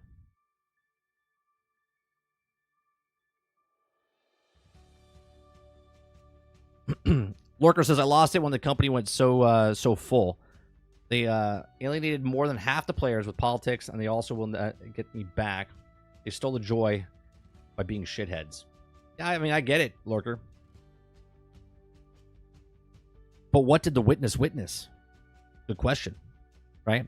Like, look, again, I don't hate Cyberpunk 2077 for coming out broke, buggy, and unfinished. I hate how Cyberpunk was treated by, CD Projekt Red.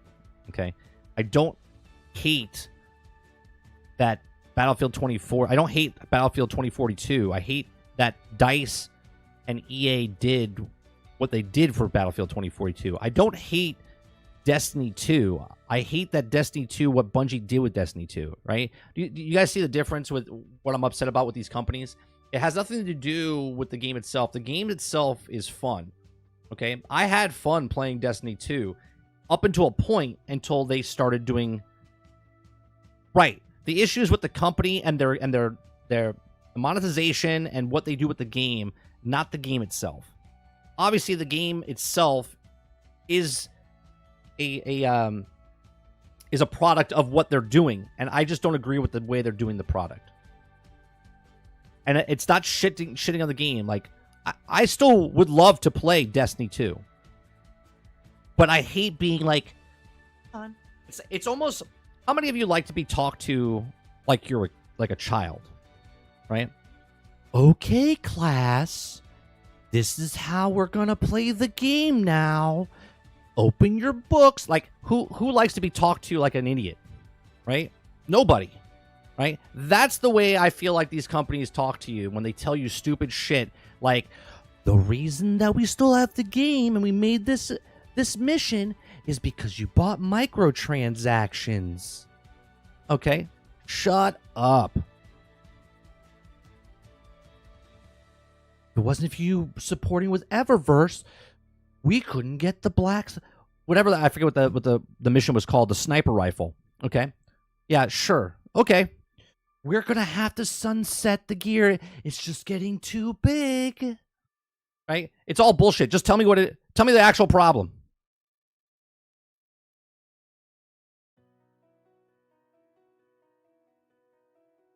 Right?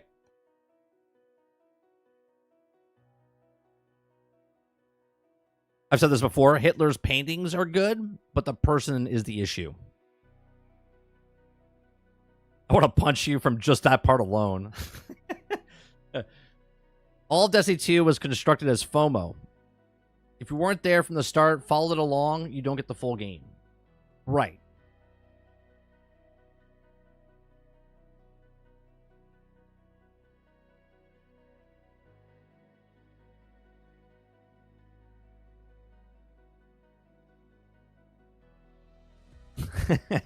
Quintar. Yeah. Yeah.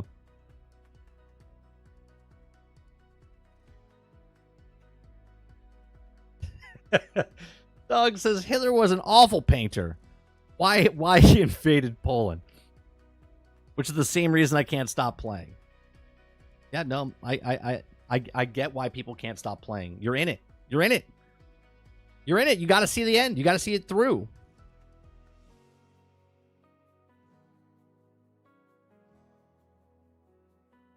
Year 1 and Year 2 weren't FOMO. You're saying Year 1 and Year 2 of Destiny 2, or you're saying of Destiny 1, Jones?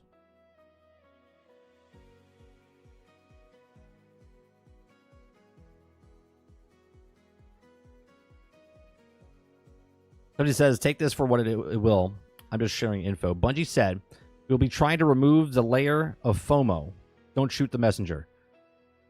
I mean, I'll believe it when I see it. But I think it's too little too late at that point, Krebsy. D2. Can you go to the store right now and buy D2 Year 1, Year 2? No, right?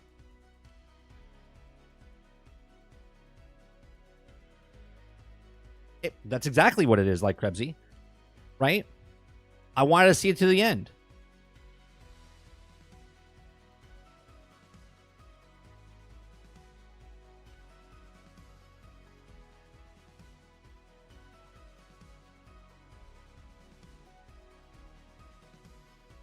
Like, what happens if I... Like, if can you go to the store right now? Here, hold on a second.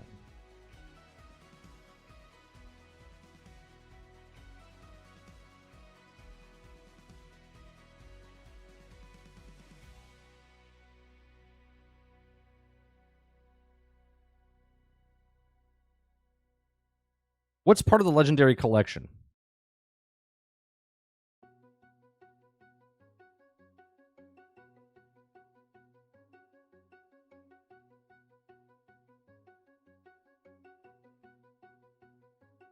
Here, right here.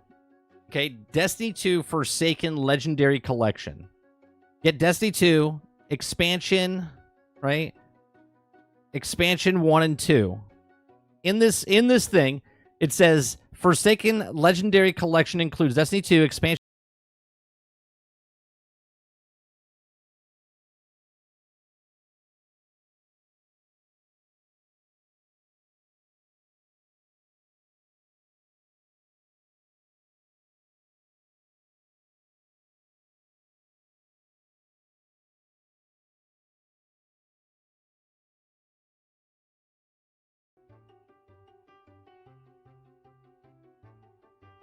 This is $16.91 right now on Amazon.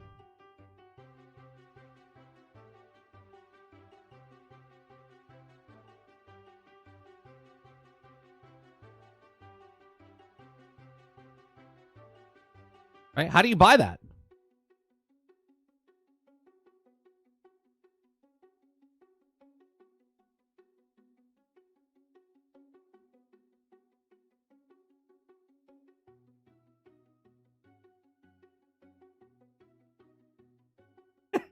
Yeah, it's old, yeah.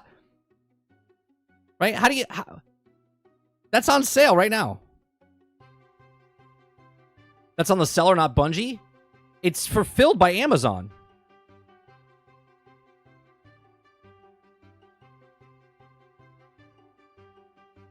Right? That should be removed off of the shop. 100%. I could buy it on PC right now. I could buy it on PC. I could download it right now. PC download right now.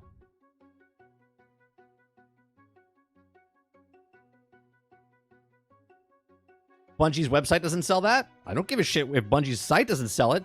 It's Bungie's job to tell them to remove it, right? Just like anything else that's out there, they have to tell people to remove that. That's not a product. You can't play the product.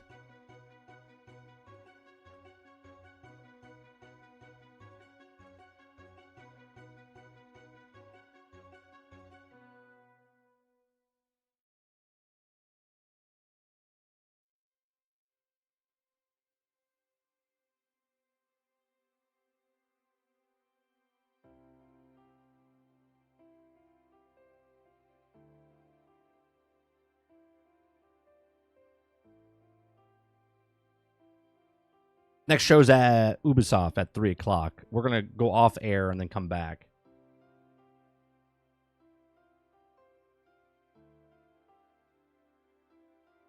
We're gonna watch a video of Phil Spencer's talk to IGN. I didn't watch it yesterday, so.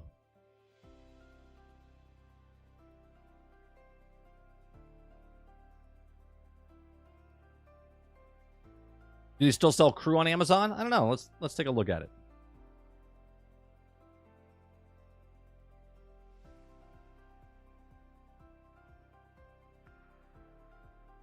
Is it Crew MotoFest or the Crew? The Crew, $24 on Xbox One right now.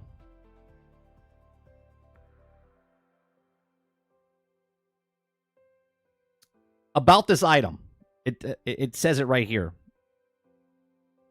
Servers will no longer be active, and the game will not be able to play as of March 31st, 2024. Let me go back to Destiny now, and let's see what it says.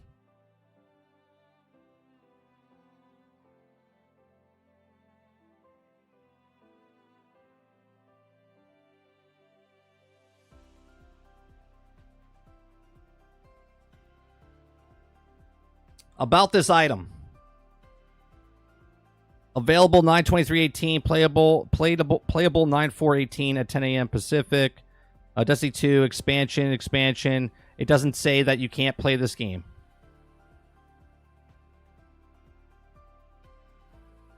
Right? So at least the Crew tells you, yeah, this game's no longer playable. So if you're buying it, you're buying the box. I don't think this is saying the same thing. Unless this is what it's saying. Available 9.3.18, playable 9.4.18, so you can play for one day.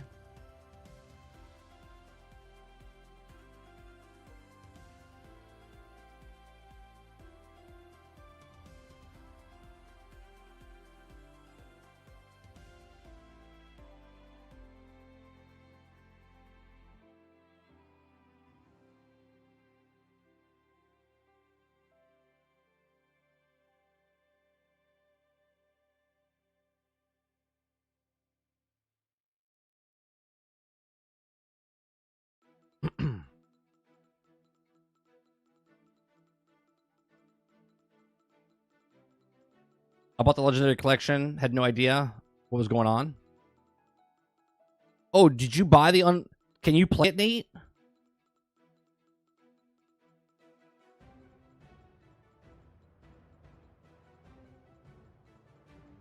You can still buy a license to the Red War and Osiris and own it.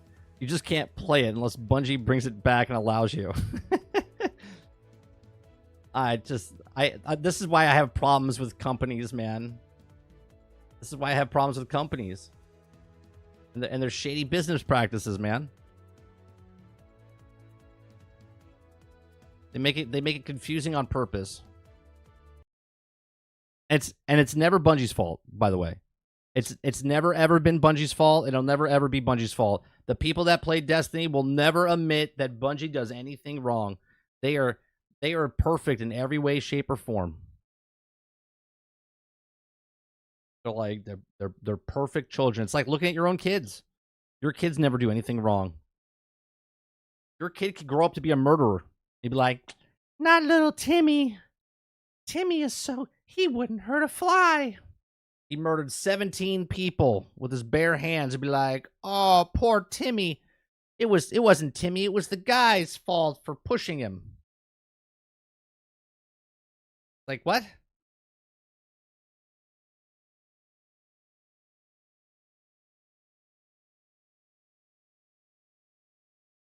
He's just misunderstood. Yeah, he's just misunderstood. Funny, there's actually people like 30 Describes? Yes. Yes, there is. Does Sony own Destiny? Or just Bungie? I think they... Again, I think we had this conversation the other day. I think they own Bungie now, but I don't know if they own the IP. But because they own Bungie, I think they own the IP. I have no idea.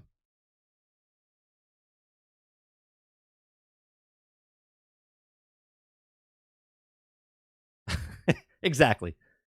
Wasn't Timmy's fault. It's never Timmy's fault. All right, let's watch this video.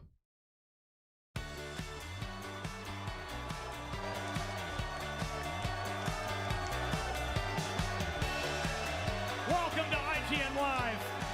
Earlier today, we got a brand new Xbox game showcase from Phil Spencer and his team, featuring a ton of reveals and surprises. There's a lot to talk about.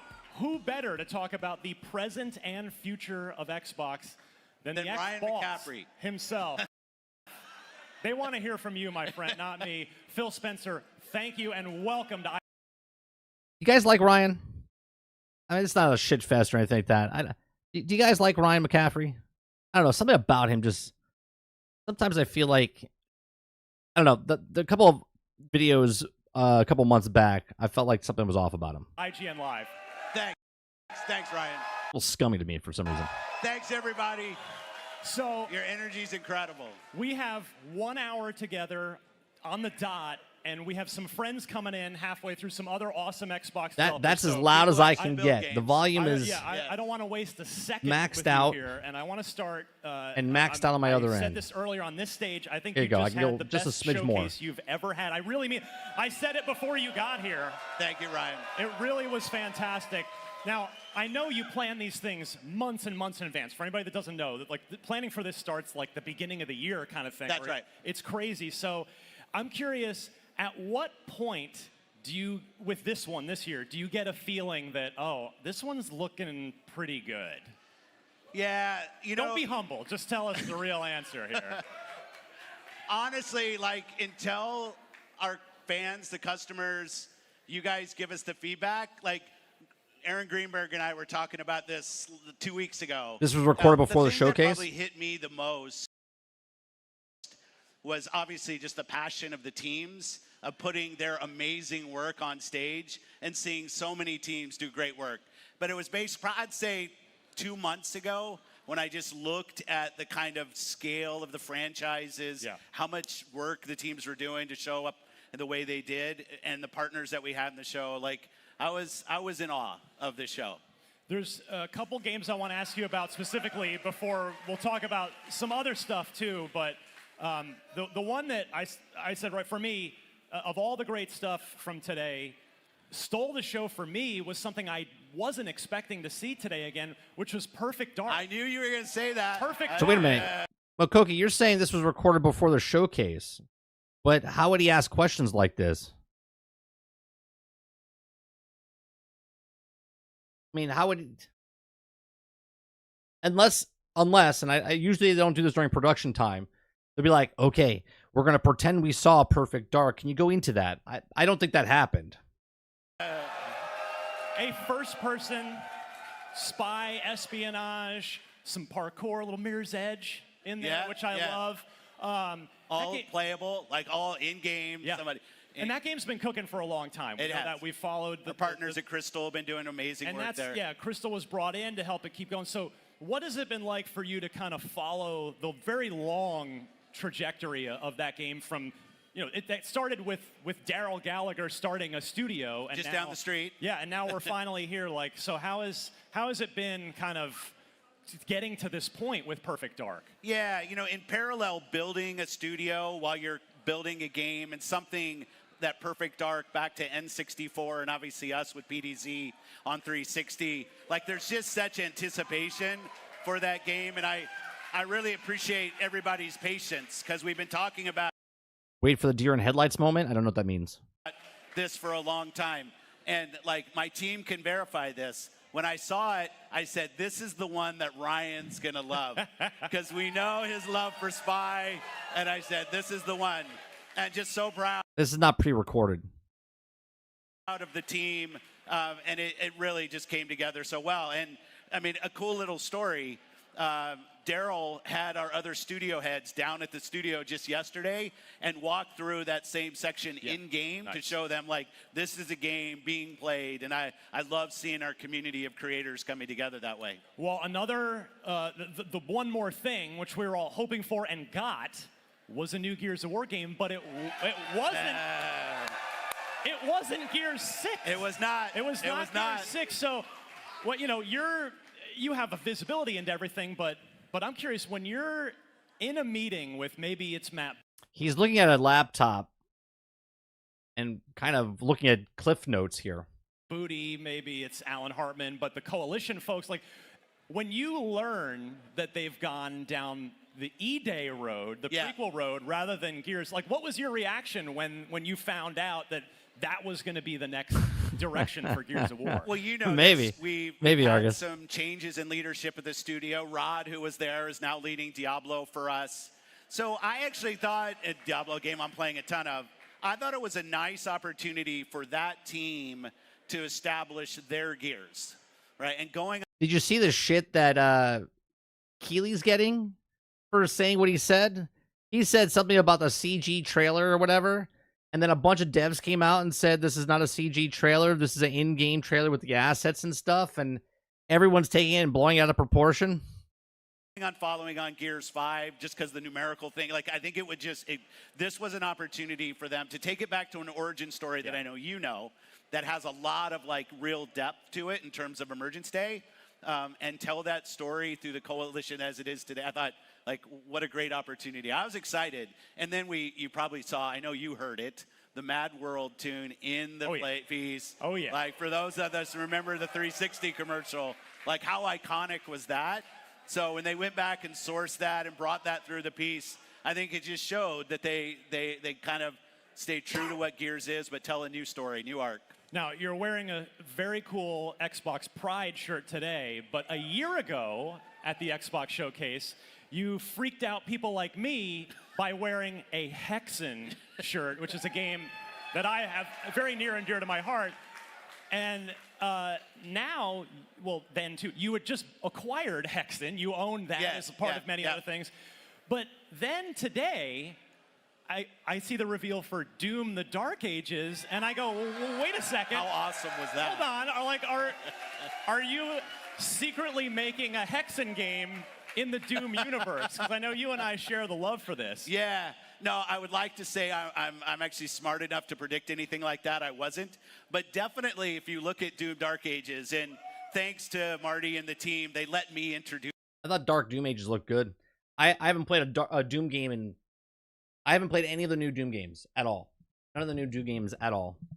So That it looked right, good though. So I got to come out and like I was going through all my old school stories. For those as old as me who remember it's Doom 1 on a floppy going. My only PC that could run it was my PC at Microsoft. So I would sneak it at night, put it in so I could play. So the opportunity to stand there and get to announce a Doom and then Doom: Dark Ages, which definitely I played all the old ones, has Dustin. some Hexen Never played in the new it. ones. And I just thought Hugo and the team, fantastic work. I'm so proud. Now, I can't help but bring up something that's been a topic of conversation a lot recently, which is that Doom: The Dark Ages is also going to ship on PS5, something that you've done with some other games. So I don't like the way he phrases that, right? What you've done with other games, saying that, oh, you're taking this game and putting it over with the rest. Doom's always been multiplat. It's always been multiplat. And Phil Spencer said that it's a case-by-case scenario in the very beginning when they bought companies, right? And Doom has always been multi-platform. So to lump it in to say, well, oh, like you've done this in the past with like Sea of Thieves and Hi-Fi Rush, it's like, what are we talking about? Like, listen to the way he says it. is also going to ship on PS5, something that you've done with some other games. So can you, from a business level, like, can you walk me through, you paid $7.5 billion to acquire Bethesda's ZeniMax. So what's the calculus? Like, what's the process there for deciding, like, okay, new Doom, let's keep it multi-platform as it has been, or just put it on Xbox. So what's kind of the thought process? Let me tell you the thought process, right? I don't know if have any of you guys spent $7 billion before? I know I haven't. Right? In my lifetime, I don't even think I've spent $1 billion or $1 million. Okay. Has anybody spent $1 billion?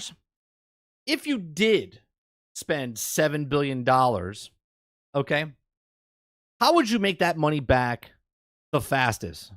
Anyone? Anyone in the back? Anybody? You would put it on as many platforms as possible because you would make your money back faster than putting it as exclusive. I don't know. Just a thought. There. Well, on Doom, it's definitely one of those franchises that has a history on so many devices. Yeah. I think they have like Doom running on a lawnmower somewhere when you go back. But, and it's a franchise that I think everybody deserves to play. I'm really proud of what the team, and to be honest, like I was in a meeting with Marty and the team a couple of years ago, and I asked Marty what he wanted to do. And he said he wanted to ship it on all platforms. I said, let's go do that. Imagine that. Right? Imagine that. He's like, hey, what do you want to do with your game? I want to put it everywhere. Okay. Fantastic. Like it was as simple as that. Now, I want to bring it back, though, because I get a lot of questions about, hey, if I'm an Xbox owner, what does it mean? And what I want to say, and I thought it showed up so well in the show today, you saw an amazing collection of games that are coming to Xbox. They're going into Game Pass day one. And Game Pass showed up so well. If you buy the game on our console, you get to play it on PC. You buy it on PC, you get so the cross entitlement stuff is all there, and we're focused on future hardware with. Yeah. Okay. I'm assuming that people are going to lose their mind off this. Is this what you're talking about? The eye-opening moment? Okay, because what he's saying here makes 1,000% sense, right? Like, if you're an Xbox person, you want to buy the game, congratulations, buy the game. But if you don't want to buy the game, it's on Game Pass. And if you buy it on PC, you could play it on Xbox. If you buy it on Xbox, you can play it on PC. With forward compatibility, our commitment to our Xbox customers is you're going to get the opportunity to buy or subscribe to the game. We're going to support the game on other screens. And you are going to see more of our games on more platforms. And we just see that as a benefit to the franchises that we're building. And we see that from players, and the players love to be able to play. Well, where to buy or subscribe to the game. Buy or subscribe. We're going to support the game on other screens. And you are support the game on other screens. Okay. We're going to see more of our games on more platforms. On more platforms. And we just see that as a benefit to the franchises that we're building. Okay. And we see that from players, and the players love to be able to play. Okay. Well, Thank you.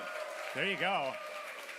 I have to do the journalistically responsible thing now and bring the mood down. Otherwise, the internet would tear me apart. So I wanted to ask you, you haven't.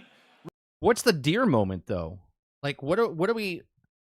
Did I miss the deer moment? PC, you get so the cross entitlement stuff is all there, you know, and we're focused on future hardware with forward compatibility. Our commitment to our Xbox customers is you're going to get the opportunity to buy or subscribe to the game. We're going to support the game on other screens, and you are going to see more of our games on more platforms. Okay, more platforms, which means Steam Deck, ROG Ally, Amazon Luna, PC, maybe Switch, maybe PlayStation, but it's like a case-by-case scenario, isn't it?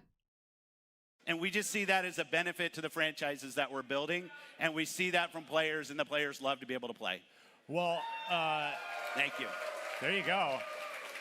I have to do the journalistically responsible thing now and bring the mood down. So Xbox is going more third-party. But what does that mean, Water? Xbox is third-party. They've been third-party. PlayStation is third-party. The only person that can say they're first-party is Nintendo.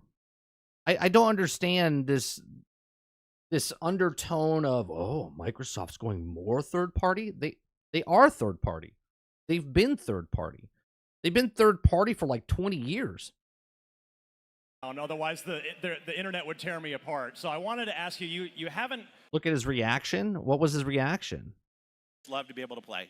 Well, That reaction? there you go. The little whatever? I have to do the journalistically responsible thing now and bring the. They've been third party since Halo, Eclipse. They've been third party since Halo. Before Minecraft. Halo's been on Mac for like decades. And we just see that as a benefit to the franchises that we're building, and we see that from players, and the players love to be able to play. Well, Thank you. there you go. I don't have see to the do deer journalistically moment. responsible Maybe I'm missing thing it. now and bring the mood down. Otherwise, the internet would tear me apart. So I wanted to ask you, you haven't really commented publicly much in the last couple months. So I wanted to ask you about the studio closures and Tango Gameworks and some of the some of the thoughts behind the decision making there. I mean, you had a critical darling in Hi-Fi Rush. You had folks like Aaron Greenberg saying it checked all these boxes for us and did all the right things here. So, walk me through the decision of why, really Tango specifically, not to disrespect the other studios that were closed, but that was the one that really seemed to kind of stick in the community's craw a bit. So I'm hoping here that you can take the opportunity to address that closure and some of the recent changes in Xbox. Yeah, the closure of any team is hard. I have a question. What does it mean, besides if you're an investor, right, in the company or whatnot, what does this mean for us, the consumer? Right? What does this mean? Him talking about closing studios and people being let go. What does that do for us? Right? What does this do for us? How does this affect me? Okay? Because if it affects me of going, well, they fired people, I can't support this company, then I would have to go across the board morally with that, wouldn't it? Right? Everyone's fired, so I can't purchase a game from Embracer Group. I can't purchase a game from Sony. I can't purchase a game from Microsoft. I can't purchase a game from Take-Two. I can't purchase a game from, like, everybody has let people go. So what is this supposed to do for consumers that are watching a game show to know what are they doing with the people that are behind the scenes making the game? obviously on the individuals there, hard on the team, and I try to spend all of my focus, as you said, I haven't been talking publicly about this, because right now is a time for us to focus on the team and the individuals. It's obviously a decision that's very hard on them, and I want to make sure through severance and other things that we're doing the right thing for the individuals on the team. It's not about my PR, it's not about Xbox PR, it's about those teams. In the end, I've said over and over, I have to run a sustainable business inside the company and grow. And that means sometimes I have to make hard decisions that frankly are not decisions I love, but decisions that somebody needs to go make. We will continue to go forward. We will continue to invest in what we're trying to go do in Xbox and build the best business that we can, which ensures we can continue to do shows like the one we just did. On the the Activision Blizzard. I mean, that was a lot of corporate speak, and which is fine because it doesn't affect me in any way, shape, or form, right? As a consumer to buy video games, I'm looking to see what games that Xbox is making on the Xbox platform, or if I'm a PC gamer, what games they're bringing to PC. This has no bearing on me because if there's 100 studios making 100 games, or if there's 20 studios making 20 games, I'm just looking for the games. Waterbear says, we're going to pick up the cost somewhere. Buyout always affects the cost across the board somehow. Be monthly costs, upfront costs, or flip the bill. Right. Jones says, potential closures on why my favorite studio closed. Okay. But at that point now, Jones, your favorite studio closed. What do you do now? Do you not buy games ever again? But you're buying on a platform or playing it on a platform. You want to play it, so why does it matter? Right. I just bought Hi-Fi Rush on PlayStation 5. Can I expect no sequel? Thanks, Phil. But you did buy the game, right? So you can play that game. Not all games get sequels. I don't know. To assume that Hi-Fi Rush was going to get a sequel, especially after the fact they already told you it was closed. Didn't they announce that before it came on PlayStation 5? Or was that during? Or before? Was it before? I have a question. Why is Xbox the only company that has to explain to make business decisions and keep answering the question? I don't get it. I don't get it. Like, obviously, the journalists have to ask the certain questions, but at an event like this, why does it matter? Do you know what I mean? It just seems like it's like being at someone's birthday party, shitting on the floor, and then going, "Happy birthday! Let's have a party," and be like, are we supposed to forget that you just shit on the floor? Like, I don't understand why they have to bring this up during an event where you're showing brand new games coming out and stuff like that. It makes no sense to me. But hey, each their own. Fifth Horseman says they cut Tango so they could focus on resources on things that will recoup money for Bethesda. Hi-Fi might have been great, but it didn't make bank. Speeding up ES and Fallout will. It's exactly right, Horseman, because why? Companies need to make money. Businesses care about business and nothing else.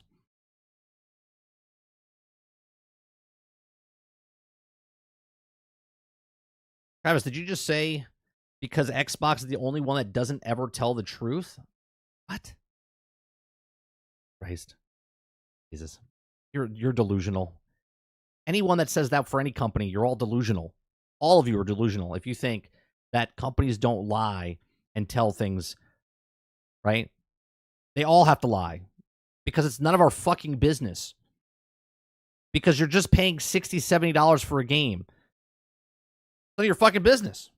What the behind the scenes is. If you want to know behind the scenes, get a job at the company. That's the reality of it. Saga, that's all been, that probably maybe called it Saga? Well, I don't know. Did it from covering it and watching it, it felt like it put like 5 years on my life. Yeah. As somebody that covers Xbox, I can't imagine how it was for you. But as that came to a close, and you started integrating them into Activision Blizzard King, into Xbox Studios, has that changed the way that you think about running the business at all? Because the organization just got quite a bit larger, almost overnight in a sense.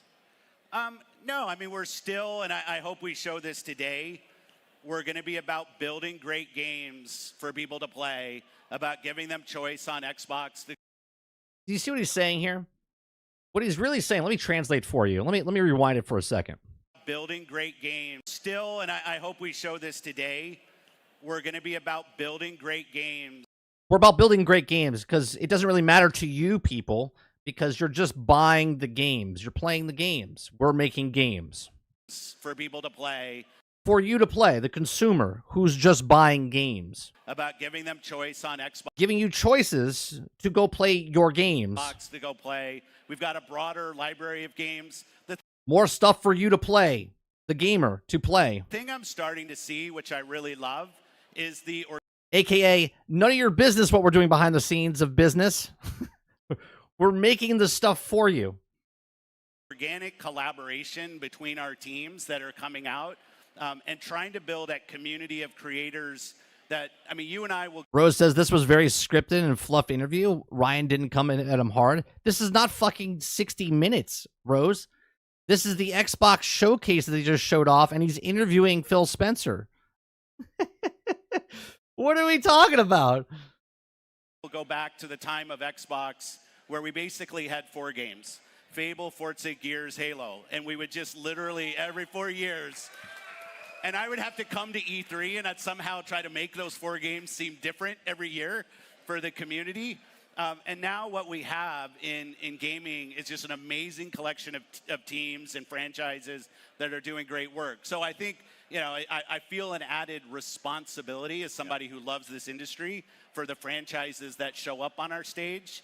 But I still think in the end, it's about putting amazing games out. Like, I'm really proud of the work that Ninja Theory did with Hellblade and how Hellblade's been the response to that.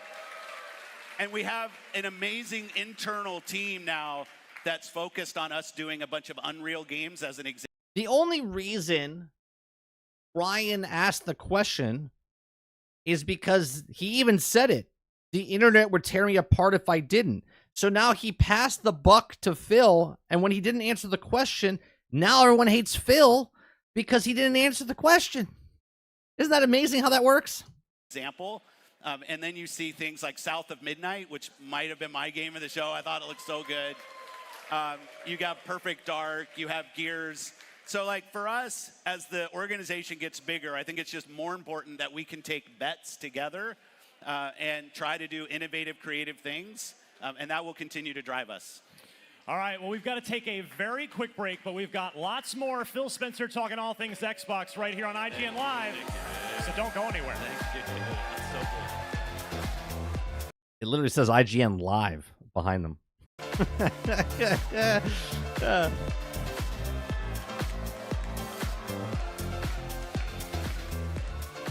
guys are telling me like it's pre-recorded.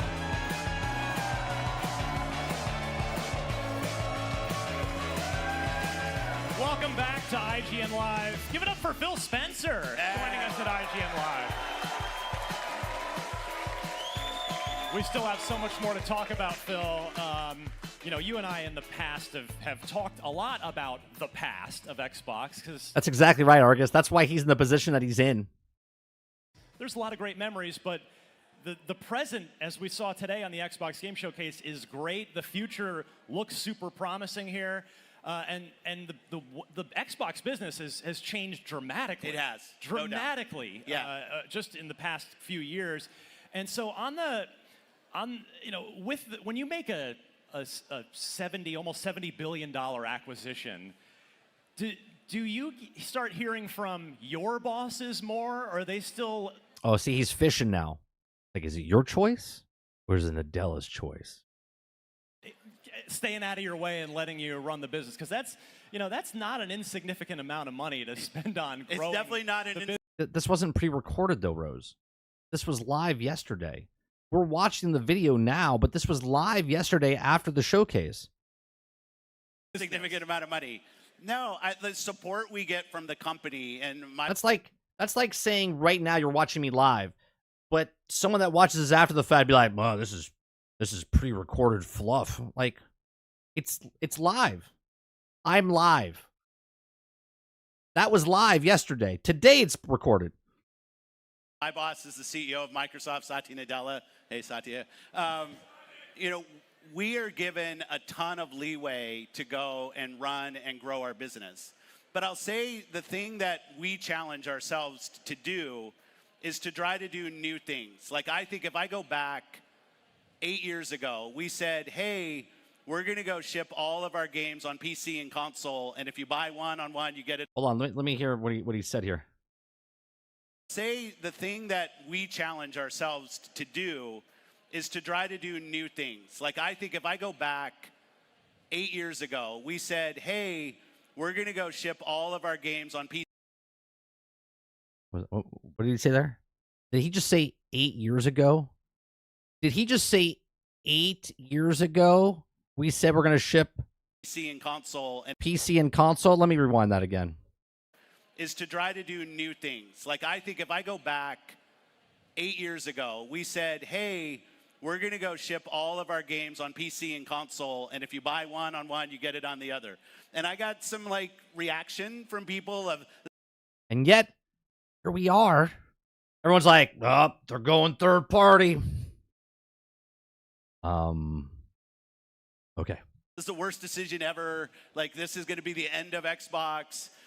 We announced Game Pass, and we started doing Game Pass. And I know some people looked at that and said, oh, you're going to teach people that games are free, and you're going to undermine the value in games. And what I can say sitting here today, from our decisions on cloud, on Game Pass, on console, like right now, we have more Xbox console users than we've ever had in the history of Xbox. We have more Xbox console users than we ever had before. Okay. Let me okay. That's correct. But people are going to spin this because he thinks that they're talking about just Series X and S's. He's talking about, and this is how they spin it, folks. He's talking about Xbox One and Xbox Series X. There right now, there's more people that own an Xbox than ever before. That's a spin there. Okay, let's hear that again. Doing Game Pass, and I know some people looked at that and said, oh, you're going to teach people that games are free, and you're going to undermine the value in games. And what I can say sitting here today, from our decisions on cloud, on Game Pass, on console, like right now, we have more Xbox console users than we've ever had in the history of Xbox. And even when I look at things like the impact of Game Pass, because I watch that and I love Game Pass, like how it showed up in the show today, I think was fantastic. But we also want people to be able to buy games. So I go back and I look and I say, okay, over the last 5 years, what's happened to third-party game sales on our platform? We're up double digits every year over the last 5 years on game sales on Xbox consoles. So when I look at it, I will just, doing a $70 billion acquisition will push us to try to do more. It'll push us on cloud. It'll push us to go find customers in new places, continue to think about access to amazing games, enabling creators to do great work. But I actually think for the team, that's just a self-motivation that the team has, and it's fun to be a part of. Black Ops 6 Day 1 Game Pass. Black Ops 6, sweet, right? Like, some people said I wouldn't do that. Yeah, most people in this room have probably been used to spending 60, 70 bucks on it every year. Now, if they're already subscribing to Game Pass, and good to go. But it's a choice. Like, we didn't say to anybody, you have to subscribe to play. If you want to buy Black Ops, it's great.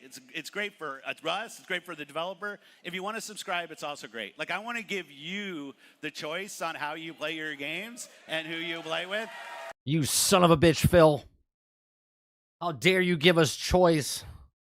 How dare you put it on the console for me to purchase and also not purchase to play it? You son of a... Like, I don't understand how people are mad at this. I honestly don't. And not try to do slimy platform things to force you to do what I want you to do. Ooh, he just said slimy platform things. Shots fired by Phil. He just shot across the bow. I just watched Pirates of the Caribbean last night, episode 2, or the sequel, whatever. Shots fired. Oh my God, to Sony. Slimy platforming is what he said. Let me hear that again. It's great for us. It's great for the developer. If you want to subscribe, it's also great. Like, I want to give you the choice on how you play your games and who you play with, and not try to do slimy platform things to force. Well, okay, he kind of pointed to himself as well when he said it. He said slimy platform things, like saying that we're a platform. We don't want to do slimy platform things. But he's also shots fired, right? You to do what He even did the air quote thing. I want you to do. Give the players choice and what they want to do and who they play with. So the Activision Blizzard thing, you know, we watched it play out in courtrooms and regulatory with places. my tie on. Yeah, like I'm curious, what was the biggest unexpected challenge for you and the team at Xbox during the course of that? You know, for the management team, like Sarah Bond, Lori Wright, Linda Norman, who's our lead lawyer at Xbox, like we all had our same job of running Xbox and doing the things that we needed to go do, Matt Booty. But then we actually added like this second job in the time of having to work through regulatory. And I didn't it's my fault as the head of the business. I didn't really internalize that in the beginning of what a drain that would be on the team. And I think we saw that. I think we saw it in our execution on a couple things that we were doing, multiple things at a time that we hadn't planned for. And I'll say it's really nice to be post the acquisition, working with those amazing teams. I mean, how they showed up in our show today, fantastic, right? I just thought it was great. I mean, we had World of Warcraft in an Xbox show. Like, it's just crazy. Was there ever a point in the process, because it really, between the CMA and the FTC and all these places, was there ever a point where you thought, oh, this might not happen, like this might get rejected? Well, we always have to plan for all contingencies. Yeah. Like, we consider everything. Like, you have to in running the business. But we felt like we were on the side of right. Like, meaning we weren't doing this so we could pull. There's a difference between what you're saying, PL. He's not saying PlayStation's slimy. He's saying doing slimy platforming things, putting exclusives behind. In the context of what he's speaking of, he's saying that we don't want to do that, right? You want me to go back, because the way I know you're joking, but what he said. What was during the course of that? Linda Norman, who's our lead lawyer at Xbox. Hold on. It's to anybody, right? To places, game sales, Xbox. And even when I look at things like the impact of Game Pass, because I watch that and I love Game Pass, like how it showed up in the show today, I think was fantastic. We passed it. But we also want people to be able to buy games. So I go back and I look and I say, okay, over the last 5 years, what's happened to third-party game sales on our platform? We're up double digits every year over the last 5 years on game sales on Xbox console. Acquisition will push us to try to do more. It'll push us on cloud. It'll push us to go find customers in new places, continue to think about access to amazing games, enabling creators to do great work. But I actually think for the team, that's just a self-motivation that the team has, and it's fun to be a part of. Black Ops 6 Day 1 Game Pass. Oh, we were past it. Because users that and said, oh, years ago, we said, hey, the other. And I got some like reaction from people of, this is the worst decision ever. Like, this is going to be the end of Xbox. And we announced Game Pass and we started doing Game Pass. And I know some people looked at that and said, oh, you're going to teach people that games are free. And you're going to undermine the value in games. And what I can say sitting here today from our decisions on cloud, on Game Pass, on console, like right now, we have more Xbox console users than we've ever had in the history of Xbox. And even when I look at things like the impact of Game Pass, because I watch that and I love Game Pass, like how it showed up in the show today, I think was fantastic. But we also want people to be able to buy games. So I go back and I look and I say, okay, over the last 5 years, what's happened to third-party game sales on our platform? We're up double digits every year over the last 5 years on game sales on Xbox consoles. So when I look at it, I will just, doing a $70 billion acquisition will push us to try to do more. It'll push us on cloud. Did I miss it? It'll push Is it us before to go this? find customers in new places, continue to think about access to amazing games, enabling creators to do great work. But I actually think for the team, that's just a self-motivation that the team has, and it's fun to be a part of. Black Ops 6 Day 1 Game Pass. Black Ops 6, sweet, right? Like, some people said I wouldn't do that. Yeah, most people in this room have probably been used to spending $60, $70 on it every year. Now, if they're already subscribing to Game Pass, And good to go. But it's a choice. Like, we didn't say to anybody, you have to subscribe to play. If you want to buy Black Ops. Rose says, but aren't they doing slimy things by forcing you to hand the most expensive Game Pass tier to get the full version of COD? Sure, but you can also purchase the game. See, I agree with you that it's slimy because I literally said it's slimy, being confusing and stuff. But they're not stopping you from buying the game. You can go buy the game, right? You can still go buy the game. There's no difference. You're still buying the game. Or you can get on Game Pass. And based on your play style, if you want to play the fucking zombie thing and the campaign, then you pay this tier. If you want to play it, then you get the ultimate tier, right? If you're just playing Call of Duty, it's probably not smart to play on Game Pass. But if you're playing Call of Duty and other games if you're playing Call of Duty on Game Pass instead of just other games on Game Pass, then it wouldn't be smart for you to buy Game Pass, right?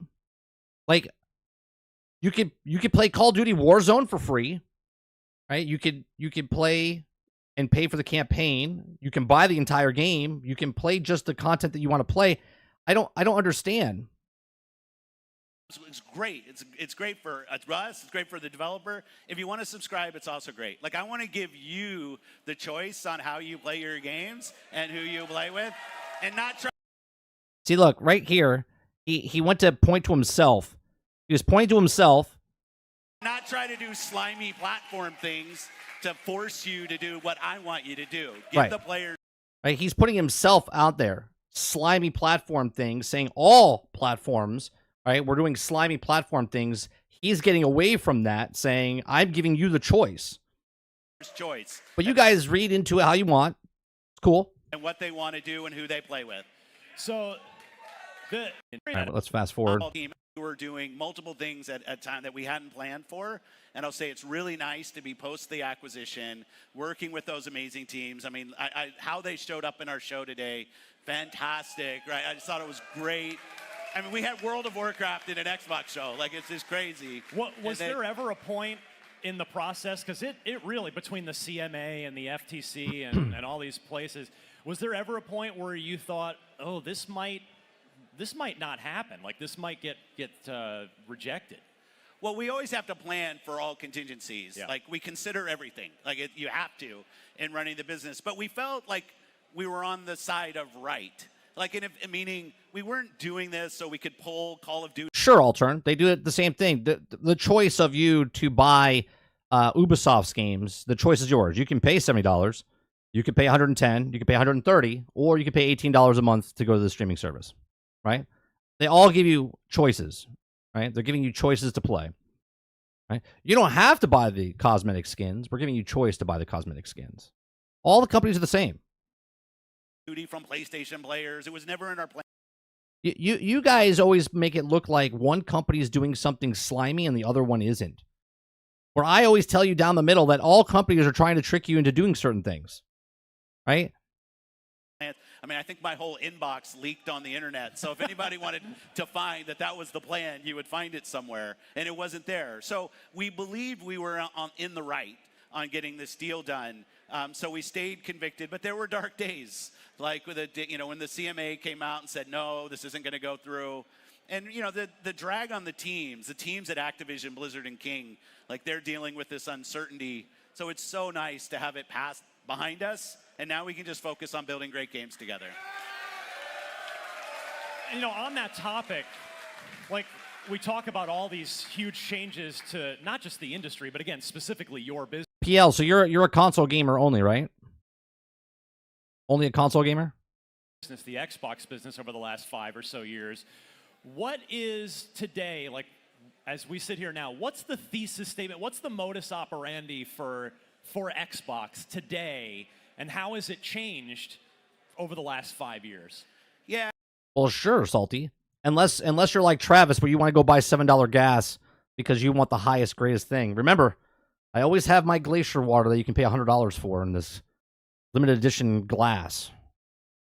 Or you can just come over and have a glass of water, right? Everyone's always looking for a deal. I never understood the people that are like, well, I feel like this game is going to get more for my money if I pay $70 day one, even though next week it's down to $30. $100 water. It's delicious. And I see some of the feedback that our messaging from some people that maybe our messaging hasn't been consistent. And I always hear the feedback and I take it. Like, feedback is great. I will say from early on, we would... PlayStation and good PC currently. When you say good PC currently, do you not own one game that's digital on PC? All your PC games are on discs? Every single one?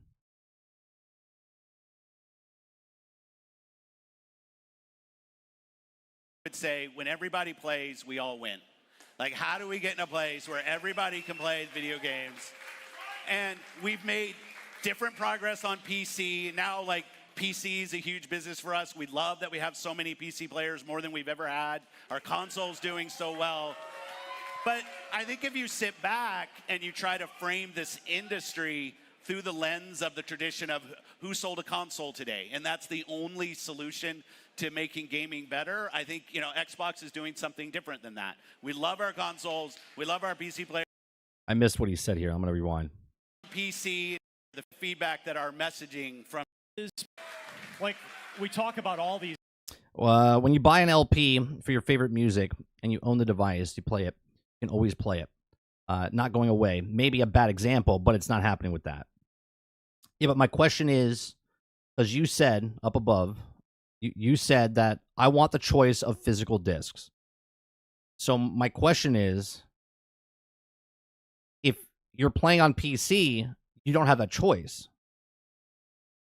PC only, digital, Steam, Epic, etc. So your statement above is that you want choice, but if you're playing on PC, you don't have that choice. So why is, and I get why you like physical. I like physical as well, but to say that one is bad but the other one is good, I don't get it. Right? You're okay not having discs for PC, but you're not okay having... I still buy digital games on Play. So then what? You want the choice, though. But there used to be choice in PC. Now there's really no choice, right? It's 90, 95%. Oh, when you have no choice. Well, you know that's going to happen regardless, right? You know the industry is moving towards all digital. So what are you going to do at that point? Right? You're just going to continue playing games or stop playing games. Those are your choices. That's your choice. Play games or don't play games. These huge changes to not just the industry, but again, specifically your business, the Xbox business over the last 5 or so years. What is today, like, as we sit here now, what's the thesis statement? What's the modus operandi for Ooh, big word there, Ryan. Xbox today, and how has it changed over the last 5 years? Yeah, and I see some of the feedback that our messaging from some people that maybe our messaging hasn't been consistent. And I always hear the feedback and I take it. Like, feedback is great. I will say from early on, we would say when everybody plays, we all win. Like, how do we get in a place where everybody can play video games? And we've made different progress on PC. Now, like, PC is a huge business for us. We love that we have so many PC players, more than we've ever had. You see that eyes? Did you see his eyes when he said that? Hold on, let me rewind that for a second. PC is a huge business for us. We love that we have so many PC players, more than we've ever had. Do you see the rolling of his eyes there? Yeah, that's because there's a lot of fucking PC players. There's way more people on PC than on Xbox. We've ever had. Our console's doing so well. But I think if you sit back and you try to frame this industry through the lens of the tradition of who sold a console today, and that's the only solution to making gaming better, I think, you know, Xbox is doing something different than that. We love our consoles, we love our PC players, but really it's about creators and players and amazing games coming to them. It has, admittedly, for all of us, creators, players, it has been a weird generation because it started weird in this pandemic. And I'm curious, would you do anything differently in this Xbox Series generation if you could kind of go back and tell yourself, I'm not really a regrets guy. Like, I don't, like, there's 100 decisions I make that, yeah, like, in hindsight, you can't have regrets. You just got to move forward. I would make it different with all the data. But you got to just bet. You got to bet on yourself and bet on the teams. Have a vision of what you're trying to do. When you get punched in the face, you get back up. Hey, punch in the face. That's my motto. Everyone should get at least punched in the face at least one time. And you try to go do things. So, like, I'm not really one who looks back and say, I wish I would have done this or that. You know, if you're in a position like this, you just, with the team that we have, you just have to believe and you have to keep pushing forward and take the feedback from amazing customers that talk to us every day. Has the calculus changed? You kind of spoke to Game Pass a little bit and how, you know, how much of a value proposition it has increased after today even, but has the calculus changed on how much Game Pass subscriptions are valued at Microsoft versus direct sales? Like, you know, because now, when Game Pass started, it was, wow, this sounds really cool, and you've pledged to put every first-party release in there, and at the beginning, there weren't a lot of those, but yeah, now you're almost, like you had a whole show full of them. So kind of what's... Yeah, imagine that. What he just said, in the beginning, there wasn't very many of them, and now he had the entire show. Okay, I think there was like 5 or 6 games of the show that weren't on Game Pass. Everything else was. How does that metric for success, like, how does Game Pass influence the success of the business? The thing I look at every morning is how many people played on our platforms and how long. That's not what he looks at. Every morning when he wakes up, the first thing he looks at is, God damn, I have a lot of stuff. I'm rich. That's what he looks at. He looks at himself in the mirror and goes, I'm fucking rich. They played through the subscription, or they paid buying their games, or they're playing a free-to-play game. I honestly, like, that's not the most important thing. So, you know, Game Pass, I love it. I think it's the thing I really love about Game Pass. Let me think, in our show today, a game like Mixtape. Like, a game like Mixtape is a game that we can go. Yeah, right, Rose? He's like, fuck, I'm rich. Right? That's what he does. And then he goes and looks at his bank account. Nathan, Val, and I can have a conversation and say, with a team that's been in Game Pass. Yeah, that's exactly right. Before, yeah. When you think about the studio behind, they had great success. Now we're going to do a second game, or like Winterboro, another like just awesome game that we can go invest in. And Game Pass gives us an ability. You can go invest in Call of Duties and Diablos all day, and we love that. But you also get to invest in new things that come out, and we just think that's a really important part of the equation. So we don't have like one now. Game Pass is up double digits, like, and in most of its growth, we said it. PC is growing really well, cloud's growing really well. But if somebody decides they want to buy their games and build their library, peace. Like, there's no, we need to turn everybody into this or that. We just want people to play. Wow. Build their library. Most of the stuff you can't buy, all right? You're killing physical stores and putting everything on digital. You literally just made an Xbox Series X digital, okay? You're not putting physical discs out there. Less and less, anyway. I want to talk about Fallout for a second. So you guys are currently having an awesome pop culture moment. Fallout TV show. Yeah. Months. Yeah, so good. So good. But I can't help think about that a year or two ago, I was sitting with Todd Howard with a camera rolling, and I asked him, well, you know, Fallout 5, is that, you want to do that yourself, or maybe now there's all these Xbox studios, you could maybe have some help with it? And he said, no, I want to, that's mine. I'm going to direct that. Yeah. But Todd likes his things. But does the massive success of something like Fallout, I would argue is yeah, right, Salty. Yeah, build all the library you want. Right? It just doesn't matter because it's gonna go away. Is Xbox's biggest cultural moment in quite a while. Like, it transcended outside of gaming. Yeah. And so, you know, after the TV show blows up and there'll be a season 2, and I'm sure it'll probably keep going past that. Do you talk to Todd about, like, you know, you can't stop the Elder Scrolls 6 and say go do Fallout 5, but you have all these studios. Like, do you have a conversation about, like, well, how can we do a big new Fallout while the iron's really hot here with the TV show. Yeah, I'll just say that Todd's recognized the success of the television show on his own, right? He doesn't need me to kind of go, and it is amazing to see how gaming is now playing such a role all up in pop culture. If you go back, like as an old comic nerd, I go back like 10 years, and it seemed like every Hollywood thing came from the comics. And now you see video games and this art form that we've loved for so long, whether it's the Mario movie, Last of Us, Fallout show, like you see our creatives in our industry. I'm baffled by this because this is not like the first time they've ever done video game shows and movies. Nintendo literally had a Mario show back in the day and a movie. The movie was terrible, but there's been cartoons. Fuck, there was a Pac-Man cartoon back in the day that was very successful. Being recognized for the worlds and storytelling that they can go do. For us specifically, Fallout's been amazing.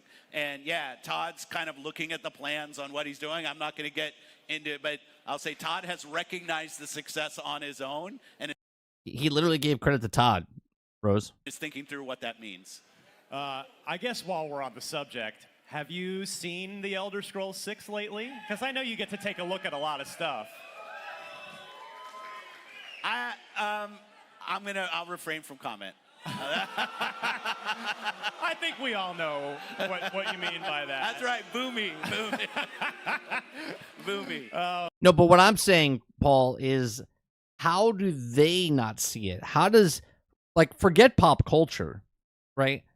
To see something, how do they not know that they'll be successful before? Do you know what I'm saying? Like, they know what's popular. Like, comics knew that comics were popular to the comic book fans. And they're like, hey, let's take some stories and make it into the comic book movies and TV shows, right? And then here we are 20 years later, and they're still wondering, well, who would have thought that a video game would be popular? Like, I don't know, everyone playing a fucking video game or reading a comic? Oh, my goodness. Well, ask Todd to, Todd, I know you can't hurry. Speed it up, Todd. We're waiting here, pal. There's one other thing I wanted to ask you about that I thought we actually might hear something about from you. I mean, you had a great show. I'm not complaining. But I thought, well, there's something that's been rumored, that's been talked about. We talked about it on the pre-show. There was a big reaction from our audience here, and that is an Xbox handheld. Yeah. Where was that handheld? Yeah, every leaker out there was talking about handheld. Show that handheld. We're gonna see the handheld. The handheld's coming out this showcase this summer. Did we move it now? Did the goalpost move? Did they move it? We'll see it in August. We'll see it in November. We'll see it at the video game show. At some point, we will see it. I just thought it was weird it was coming out this summer. Or they were announcing it this summer. Or showing a hint of it this summer. You are a guy, I mean, you have the gamer score to prove it. Like, you walk the walk. You are not a guy that runs the business and never touches a game. You actually pretty much do nothing but play video games. It's Gamescom now, Ron, and then it'll be the Video Game Awards show, and then it'll be CES, and then it'll be next year at And I mean that as a compliment. I do work sometimes, but yeah. But really, seriously, like I love that. I don't play anything but play video games. It's kind of true. You've been building the business around this mantra of go where the players are. Whether it's on PC, whether it's through the So we cloud. should have a handheld. I think so. I think we should have a handheld. Do you want to too. say anything about No, I don't want to say. There it is. He said it. You think we should have a handheld? I think we should have a handheld too. Boom. Genie, make it happen. I think you have to have Sarah on. Sarah Bond, our president of Xbox, which is awesome. But like the future for us in hardware is pretty awesome. And the work that the team is doing around different form factors, different ways to play, I'm incredibly excited about. Today was about the games. Yeah. We showed some of our Gen 9 consoles, Series S, Series X, the work that we're doing. But we will have a time to come out and talk more about platform. And we can't wait to bring them to you guys. All right. I'm not. Well, Ron, he dodged the question. I don't know if you've ever been in a position where you're in charge of a lot of people and someone asks you a question that is none of their fucking business. And you have to answer it, but you can't answer it, because if he says something, right, it's like Elon Musk saying something. It moves the needle for stocks and whatnot. And if he says something, it's earth-shattering, okay? He's the head of Xbox, okay? He can't just say that, oh yeah, we have a handheld coming out. Be like, holy shit, stock market goes up, stock market goes down. Like, he can't just say things until it's time to say things. So to dodging a question of a thing, of a new device coming out from a company, you're fucking A right he's going to dodge that question. Not going to let you off the hook quite. Okay, One more I tried. So why is he so shiny? He's shiny because he's a little husky, and he's under hot lights. I don't know if you've ever been on stage before, Dupless. hypothetically, if Microsoft did an Xbox gaming handheld, PC device, would it be a Steam Deck-like dedicated Look at him, he's fishing big time, huh? piece of hardware that I can play offline, or would it be something I would need a Wi-Fi connection to stream things for? Look at Phil. He's like, I already got the answer for you. I think what I'm finding, I'll do it this way. So I like my ROG Ally, my ROG Ally is my Lenovo Legion Go, fantastic. My Steam Deck. Look, he owns them all. See that? That's what he does earlier when he wakes up in the morning. He's like, I got to play my games today. I have all the systems. I think being able to play games locally is really important. I said that as well. I said, you have to play them locally. Okay? You have to play them locally. So it's got to be something that it's not only handheld, I'm telling you. It's got to be local, it's got to be handheld, and it's got to have a docking station. You can read between the lines on that, as you will. All right. We're going to take a very quick break, but we're not done with Phil. We're going to bring in some friends, some Xbox developers. So stay tuned for that right after this. How much time we have? Oh, that's it. He's done. He's done with that. Yeah, with these types of interviews, man, you're not going to get. You got to read between the lines.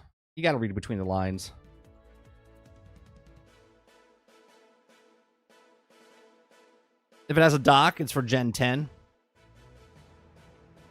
He dodges questions. I mean, all of them, no matter what head of any kind of company dodges questions, because again, it's not just about him answering a question.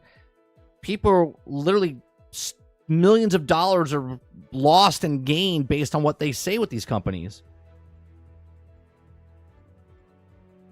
Being able to play games offline will be key. Yeah, I think not only is it going to be a cloud gaming system, but it'll also be able to be downloaded onto the actual hardware. I don't know, though. I'll be honest. That's the only thing I said. If they can make it where you could dock it into a dock, and I don't think it's coming out for this generation. I think it's next generation, right? I think it's next generation, like Krebsy's thing. I don't think that you're putting it out there because of parity, unless their parity is done. If they got rid of parity, and they don't care about the S and X and the handheld being all synced up together, then you go next device, next generation is the handheld download type of system. Fluff piece is like that. Has nothing to say. Why go on? Because of the hype of what you just watched. It's the Xbox showcase. Make an appearance. Say some stuff. That's exactly what it is.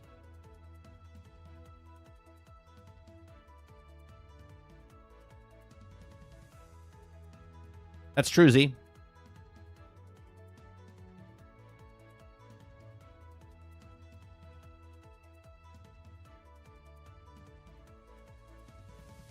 Next Xbox 2026.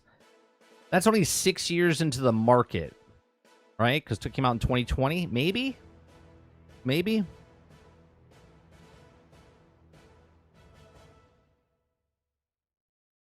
Every company has one? I don't know, man. Jim Ryan wasn't a very smooth talker when he was on stage. You know who was, though? Reggie. Reggie for Nintendo. He was a good talker as well. That was the master of talking bullshit on stage.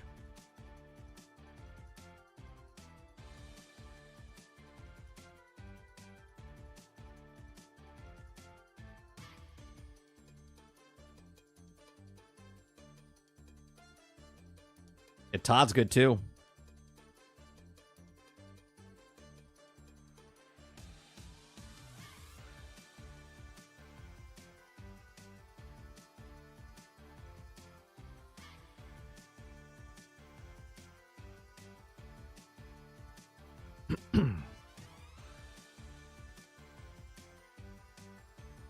Yeah, Reggie would stand on stage and he would say stuff and nothing would be said.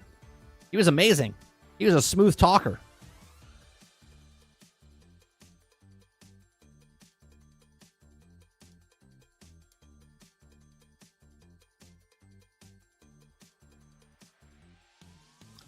I think they're always going to be a console titan, but the more people talk about a handheld Xbox, I don't think they would just make a handheld. I think it would be like a Switch, where it would be a handheld / dock system so you can play the games in your house or take it on the go. Right? And then the cloud gaming on top of that. Like, it would just be the all-in-one stop shop of a handheld type of thing. But that becomes like everybody else, right? Because let's say the next console, right, for Xbox is a handheld, and the next console for PlayStation is a handheld, and the next console for Nintendo is a handheld. And then instead of just consoles now we have Switch 2, PlayStation, whatever their PlayStation 6 is, maybe it's a handheld dock device. Then you have Xbox next generation is a handheld device that's also a dock station. Then you have the Steam Deck 2.0. Then you have the ROG Ally Pro, whatever, right? You're going to have all of these systems, right? And yet console sales are going to go down because now there's going to be more consoles all fighting and competing for stuff, and yet some are going to make it and some are not. But the overall, their overall consoles are going to be lower than they were this round, right? So let's say PlayStation and Xbox all has the stuff. Great. Now you have Steam Deck and you have five other handheld devices that are all the major consoles now. One sells 60 million, one sells 40 million, one sells 30 million, one sells 20 million. You know what I mean?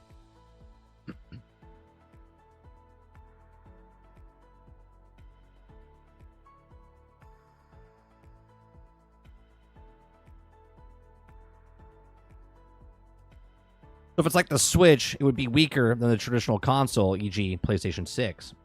It all depends on where the market goes, right? It all depends on where the market goes. If the market says everyone wants handhelds, and that's where the market goes.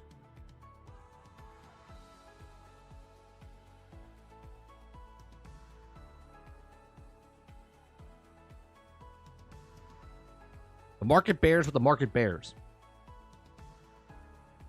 Right now, there's less console sales because there's more devices to play on.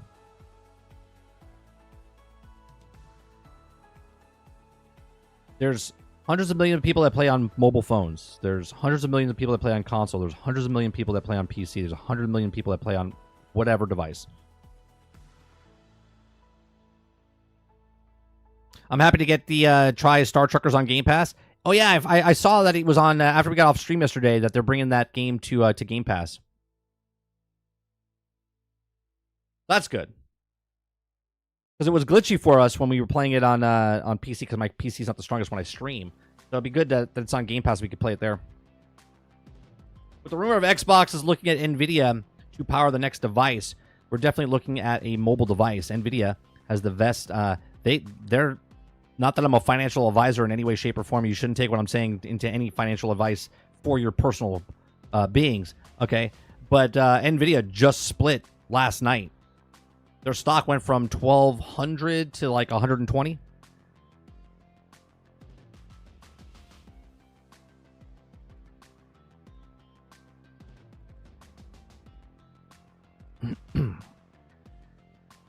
They have an adapter for ROG Ally that turns it into a 4090 PC.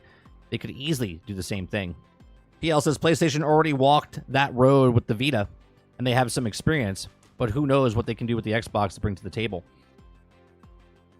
I personally think that PlayStation, everyone thinks they're going to turn that portal, right, the portal, into a handheld device where you can play on your without any Wi-Fi. I think they're just going to make a separate handheld device. Because that's what the market bears. Sony fans love buying peripherals and different stuff, right? That's why you buy a PSVR 2 because you own a PlayStation. You buy a Portal because of a PlayStation, and they know you guys love your devices, so they're going to make another device for you. Xbox handheld already exists. It's called the Steam Deck. Just a matter of time before they announce have purchased them, or Steam. I don't think they're going to purchase Steam. If anything, they'll partner with Steam and then put Game Pass and stuff onto the Steam Deck.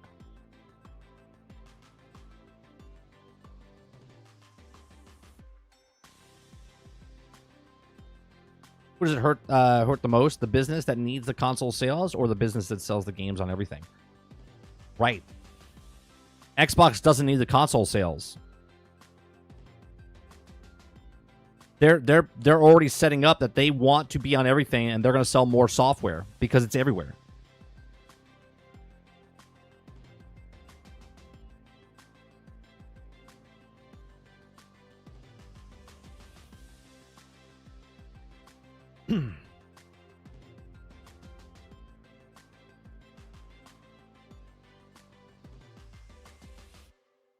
Partner collab will happen. Yeah, I don't think they buy Steam.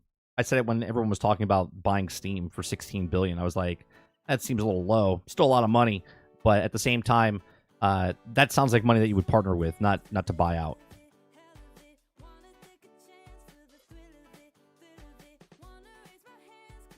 It won't be Steam Deck because by the time it happens, the Steam Deck won't be powerful enough to be a standalone docking machine.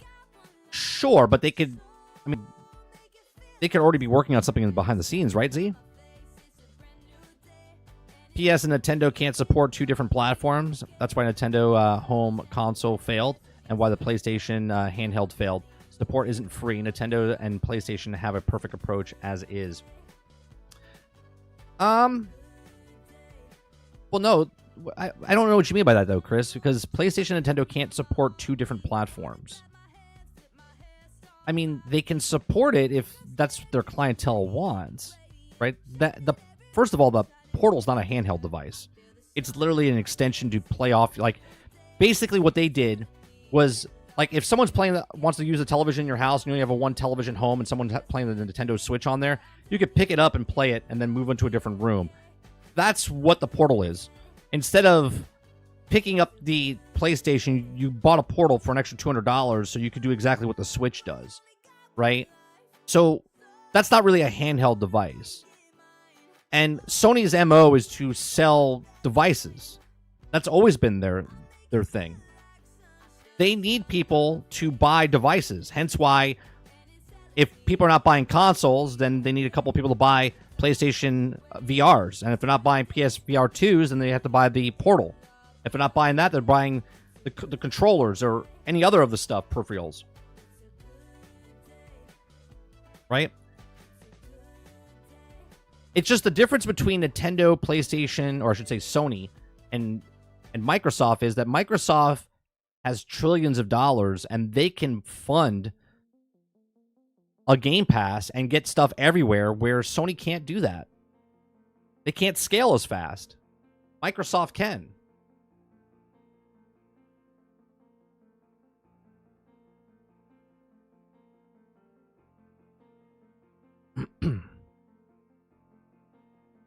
I mean, Microsoft didn't partner with Intel for CPUs for no reason.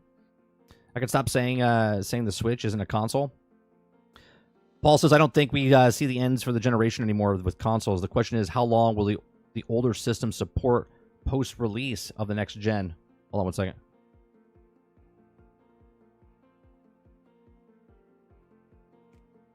Like Nintendo could end up supporting the Switch 1 for years, even after the new console drops. Don't they still make games for the Wii? Don't they still make games for the Wii?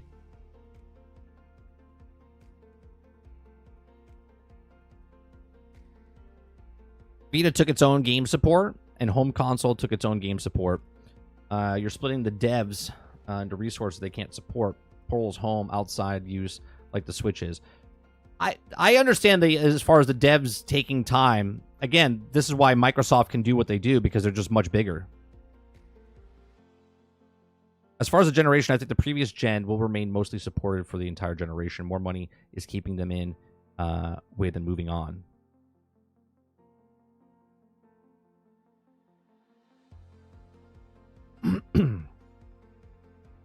Kudapapa says, back then the same library of games was basically impossible.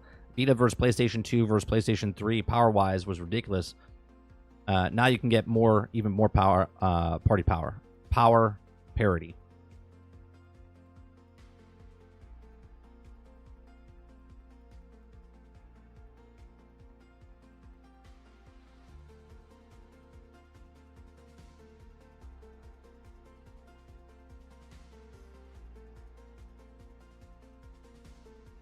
Going on Twitter now that we are done with some of this stuff. I just don't understand the hate for all the stuff that they put stuff on Game Pass. Everyone's like, "Oh, enjoy your discount games." Like the same games going where everyone's paying $70 for those games.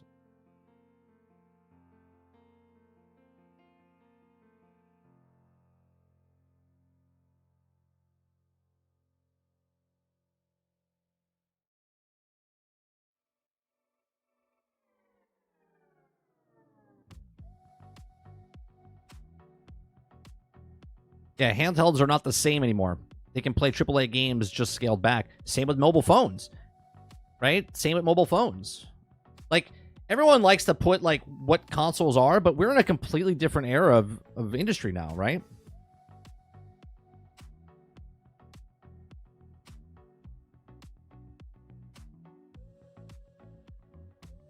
It's the blue-green shit.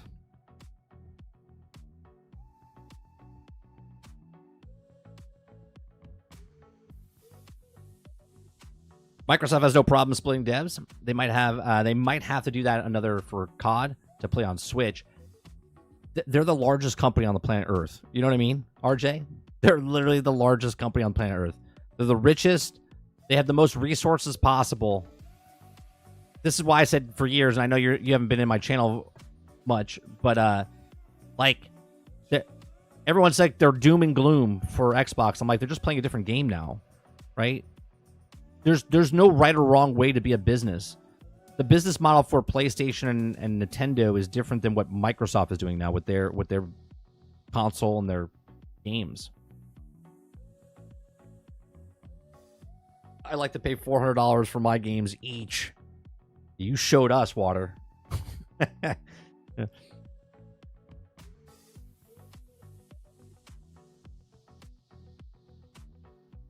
I did play the first Dwarf. I thought it was actually pretty good. I liked it a lot. Yeah. Is it I know it's co-op, but can you be two dwarfs on the map, or is it the dragon and the dwarf? I liked the game a lot. I thought it was pretty good.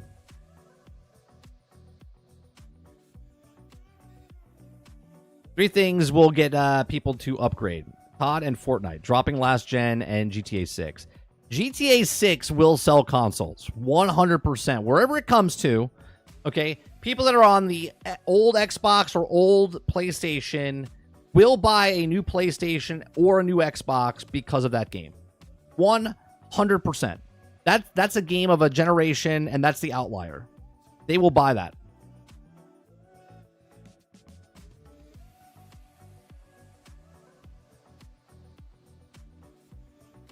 Microsoft and Xbox have always been the richest with the most resources. What had to done for them over the last 20 years, money was never Microsoft or Xbox problem.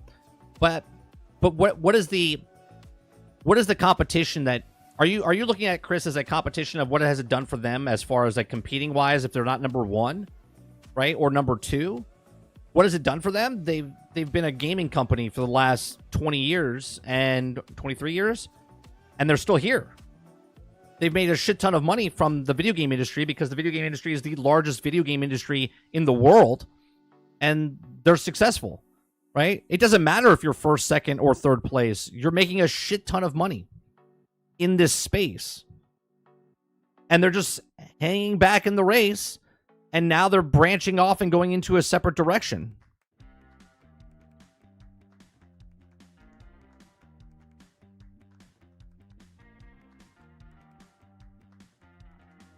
Do you have to be a dwarf size to enjoy the dwarf? Asking for a friend. The difference is they'll be upgraded and forcing people to upgrade.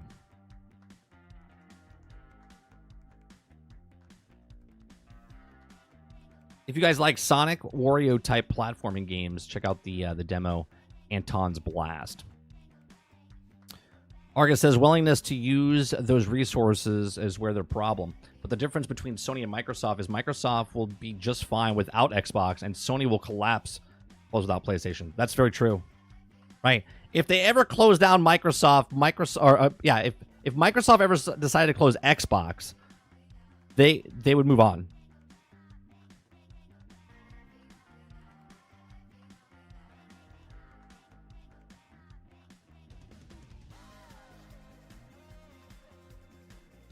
And Sony right behind them as always? I don't know what that means. And Sony's right behind them always. Right behind who? Right behind in what? Like the company? You're talking about Sony behind Microsoft?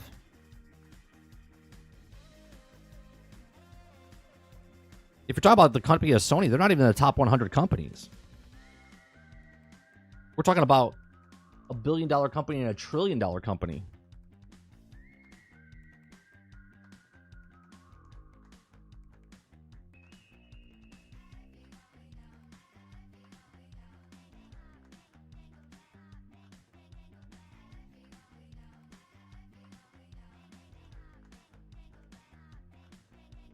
Having more resources hasn't led them more success than rivals who has accomplished more with less. The resources hasn't been the problem like it has with PlayStation and Nintendo.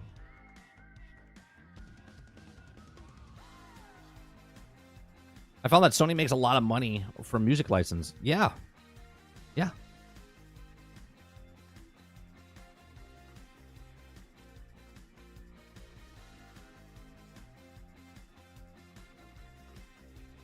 A lot of these companies make money outside of their own. Sony Music is huge. Sony Pictures is huge.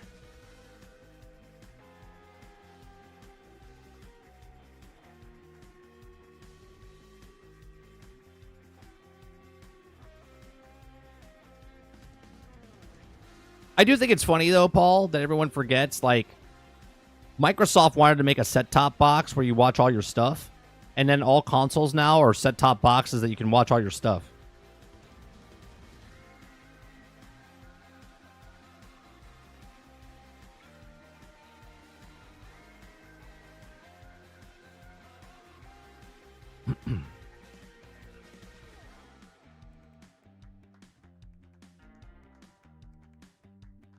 Not enough to remain the company it is now without PlayStation. If you have stocks in Nvidia, good for you. They went up because of all the AI stuff happening. Well, they went up. Well, they also went split. They split.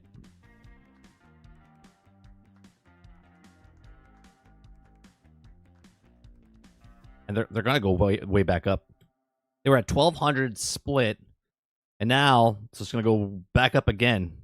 It's gonna be huge.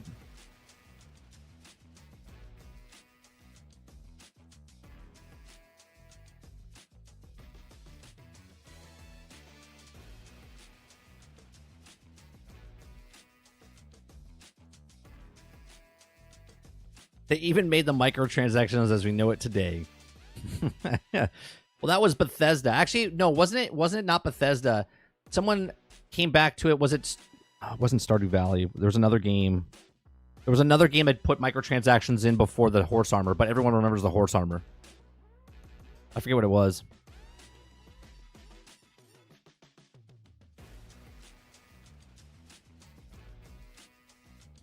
Maple Story. Thank you, Altern. That's what it was. I think it was Maple Story.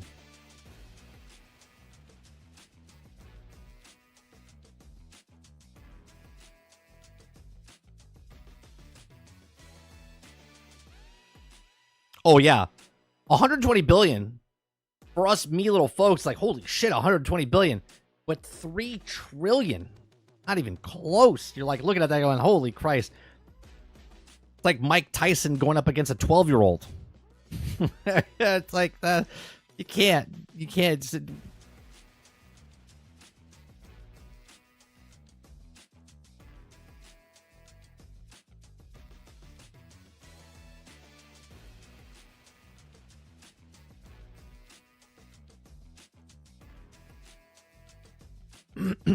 Oh yeah, NVIDIA's got their hands in a bunch of different things. Do your research. That's all I'm saying. Do your research. All right, we're gonna be back in about an hour and a half. I'm gonna take a break. We'll be back for the Ubisoft. Ubisoft's at 3 o'clock, right? Right. Let me make sure. Summer Game Fest. Ubisoft is at. Is it 3 p.m.?